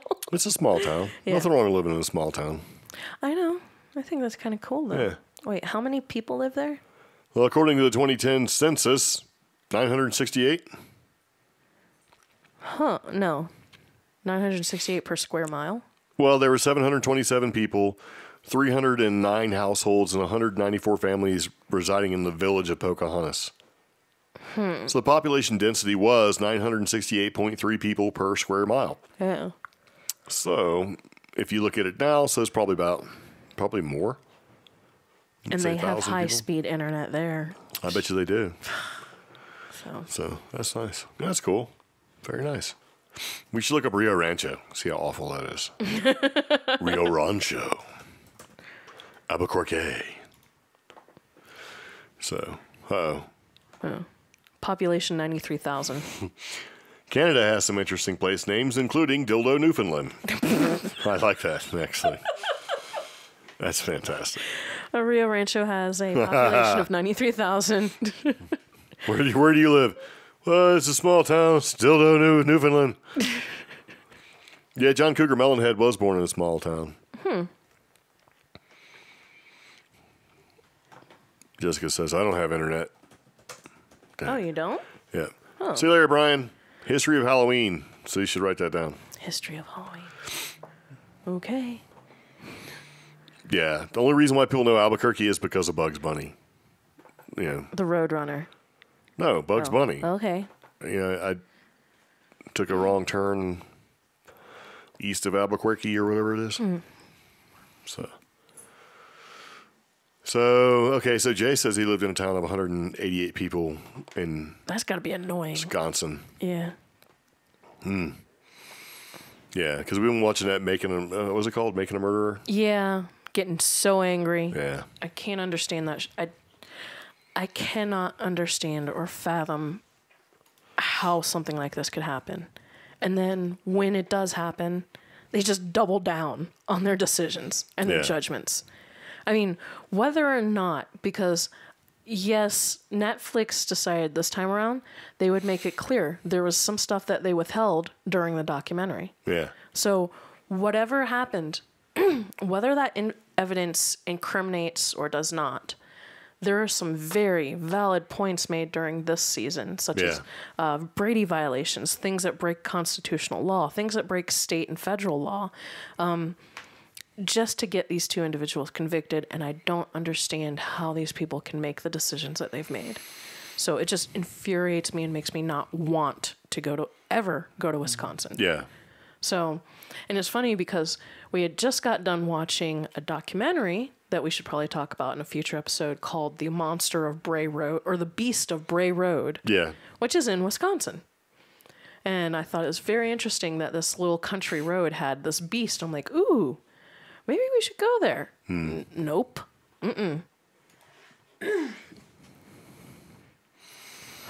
Yeah, so we've watched them all so far. Oh, gosh. Breaking news from Prospero.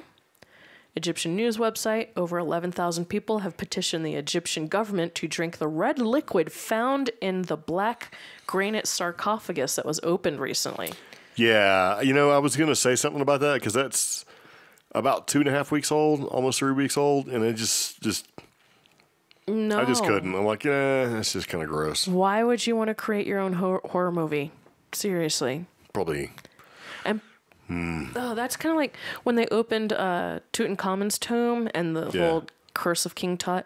No, the real curse was the reality of things. Opening a tomb exposed them to old diseases. A couple of people on the team caught TB. A couple of them caught like ancient, like Legionnaire's disease. Yeah. And these people want to drink the water. What is wrong with you? Gross. Oh, gosh. So, I can't imagine.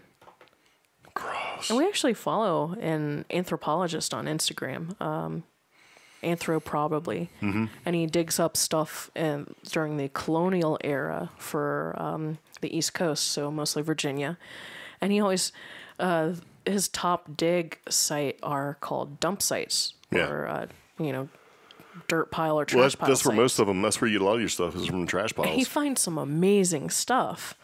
And even with colonial era stuff, you run the risk of getting contaminated or sick or just all this It's gross. stuff. So something from ancient Egypt, no, not drinking. That's kind of like, this is a story from a long time ago. These French divers, they recovered stuff from a Roman shipwreck, and they found these ampules, which is a Greek or Roman style of wine bottle, and they got super excited. They're the French, they love wine, so they grabbed a couple of bottles, slowly brought them to the surface so that nothing would happen to the bottles, cracked them open, poured some glasses, tried to kick them back, and the wine had turned to vinegar. That's what they get. that's what you get. That's what you get. Yeah. So what?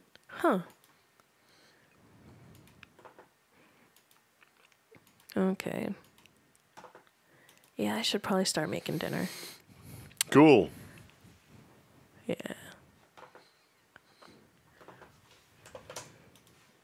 Oops. Very nice. Okay, so we're going to go ahead and wrap it up. Anybody got any questions before we roll? And we do very much appreciate everybody kind of sticking around and watching. Yes, indeed. Yeah. Drink the red goo. But yeah, maybe give us some suggestions for Halloween, some movies to watch. Now I got 3 so far I want to watch now. So Yep. that aren't Hocus Pocus. Hocus Pocus. You do the Pocus Hocus. Yeah. Very nice. All right. I'm ready to go make dinner. Okay. All right. Hey, we're going to kick off, everybody. So thank you very much for watching. Do appreciate it. Yeah. Ooh. That's true. That most... okay, so, yeah, Prospera has a good point. Most of the people that opened up Tut's team were of ill health. That's absolutely true. Even Carter was... They were all pretty old.